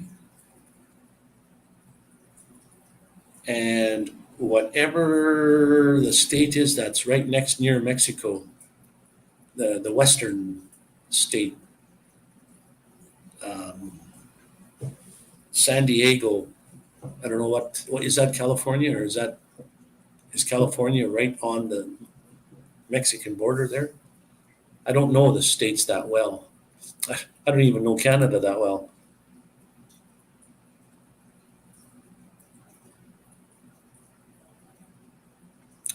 First rate serve laugh out loud in Mexico on what I barely survive on in the US.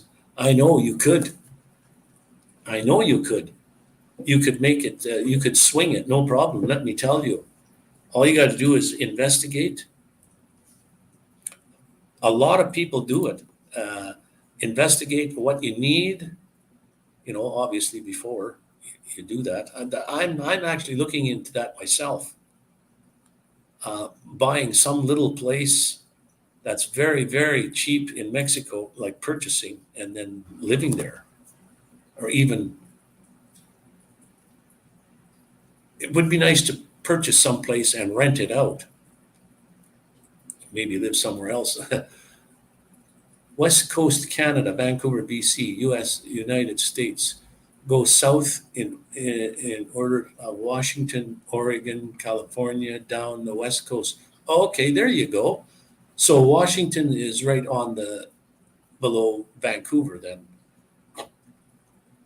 Okay, whatever the next state over towards the other way, that's where Alberta would be. I don't think Alberta and Washington are close then. It's the next state over. Then Montana. I don't know. But so Washington is right below, and then Oregon below that, and then California. Okay, so you're way on the west coast.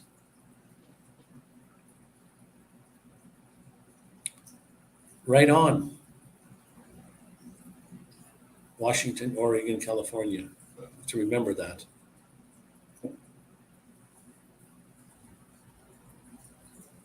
I should be like that little kid that I saw on YouTube there. He was on, oh, what kind of talk show was that? A little boy, 4 years old or something. He knew all the states, all the capitals of all the states. He knew all the countries in the world. Like if you showed him a map and you pointed to a country, he knew what it was. And he was only 4 years old. Man, and he knew all the states and all the capitals of the states because he was from the U.S. But he knew where all the countries in the world were on the map. I don't even know if you ask me how many provinces there are. I don't even know. It could be 10, it could be 12 or 13. So I don't know. I don't know. Maybe it's 10. I don't think I could even name them. I went across Canada twice. I couldn't even name them from the west coast all the way to the east. I live here, or I live in Canada. I'm not very good at geological. We are little sponges. Yeah, I know when you're young. Yeah. Uh, that's the best time to learn language, like Spanish. I see these tiny little kids, and they talk so fast in Spanish, and that just impresses me. I can't even put a sentence together and listen to that little guy talk. Man, and that's the best time to pick up. It would be nice if parents were to teach their kids several languages when they're that young, because they just suck it in like a sponge, like you said, and they can go from one language to the other without having to think about it. It just, you start talking in that language and they know it, and you change the language and they know it. And that little girl, like tiny little girl, and she could talk like a mile a minute. She was on the bus there, and she would say to her friend "Hola" to her other friend, and then talk in Spanish. And then, man, I wish I knew a tenth of what she did. Like, wow. And the dentist lady says, "How much Spanish do you know?" And I said, "I learned what everybody else learns, like hola, buenas noches, buenos dias, agua, a few things like that, words. I don't learn sentences. And when I learn a sentence, I have to remember that sentence. Like what I tell the taxi drivers is like, I live here. 3 words. I live here. Yo vivo aquí. Like Joe, Y-O is pronounced Joe, or yeah, Joe vivo, V-I-V-O, aquí. A-Q-U-I-E. Or no, A-Q-U-I, aquí. Yo vivo aquí. And they say that so fast it's all blended into one word. And I can't hold a conversation. When they're talking, they talk so fast I don't even understand what they're saying. It's just like amazingly fast. I'll catch the word here and there, like aquí. If I hear the word aquí, I know that means here.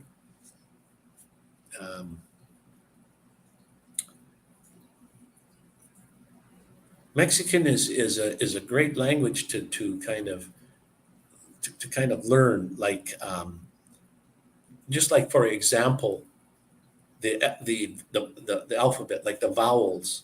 The vowels in English are, the letter A can sound like two different sounds. It can sound like or a, like apple or ape. They both start with the letter A, but one is like I don't know what you call it, a hard and a soft A. The E in English is two sounds again, E or eh. I is I or it. You know what I mean? I, O is the same way, U, and the Y. In Spanish, all the vowels sound what they are and only one sound to the vowels, which makes the language real easy to actually read. The letter A is always pronounced ah, like AH, I guess you would spell it. Ah. It all depends where you put your tongue. Ah. The letter A is always that sound, no matter what word it's in. Ah. The letter E is eh, EH. The letter I is the funny one. The letter I is E, but it's always E. The letter I is, no matter if you see it in a word like VIVO, it's vivo. It's always the letter sounds like an E. An O is O, and a U is U. So those are always the same, no matter what word it's in. But yet when you get to like pollo is chicken, POLLO, pollo. When you get one L in a word, it's pronounced as an L. When you get two L's side by side, like POLLO, it's changed to a Y sound, pollo. You don't say, I thought I would ask for chicken, and I'd say, can I have some polo? POLLO, polo? It's not polo, it's pollo. Um, I live on a street. The word for street is kaya, CALLE. Kaya, that's two L's, so it's pronounced as a Y, kaya. Kaye.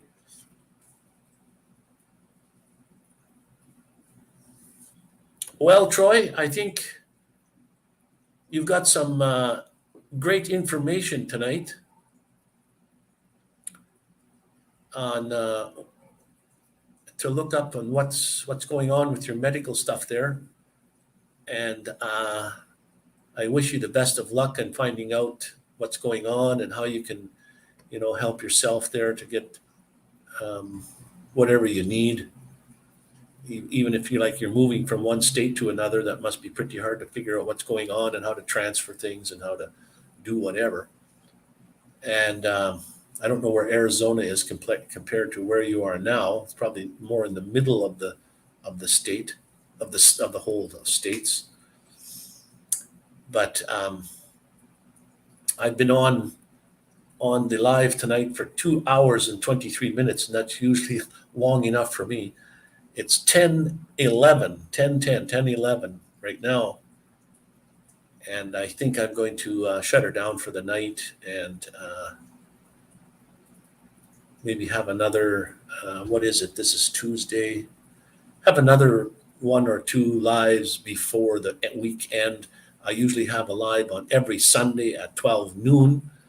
So if you're not doing anything on Sunday at 12 noon, feel free to pop in. A lot of people are either going to church or doing whatever they got to do on Sundays at noon, but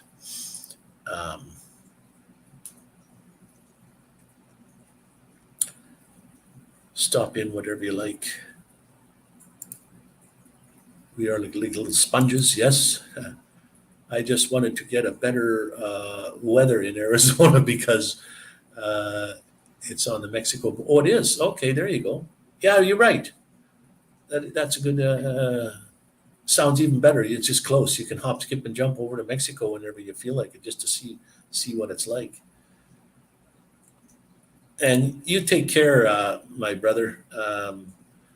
Love you, and sorry to step out on you, but I have to. I've been on, like I said, for 2.5 hours here already, and thank you for coming in again and spending the last hour or so with me. Anyways, it's nice to see you again, and say hi to the missus for me. And if you don't show up on a Sunday, that's okay. Don't worry about it. I know you've got a life to live too, just like I do. And we always can't live on YouTube all the time.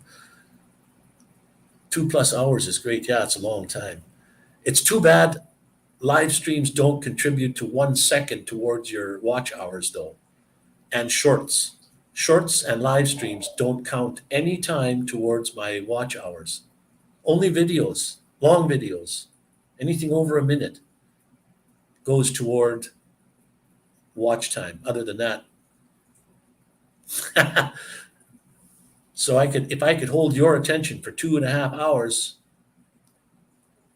that doesn't do anything for my watch time. But it's great to meet people and have them come in and visit for a while and shoot the breeze and talk about what's going on, what's heavy on your mind, or what you'd like to talk about. All right, Troy, take it easy. Good night. And I said, love you, brother. And we'll catch you on the next one. Stay awesome, my friend.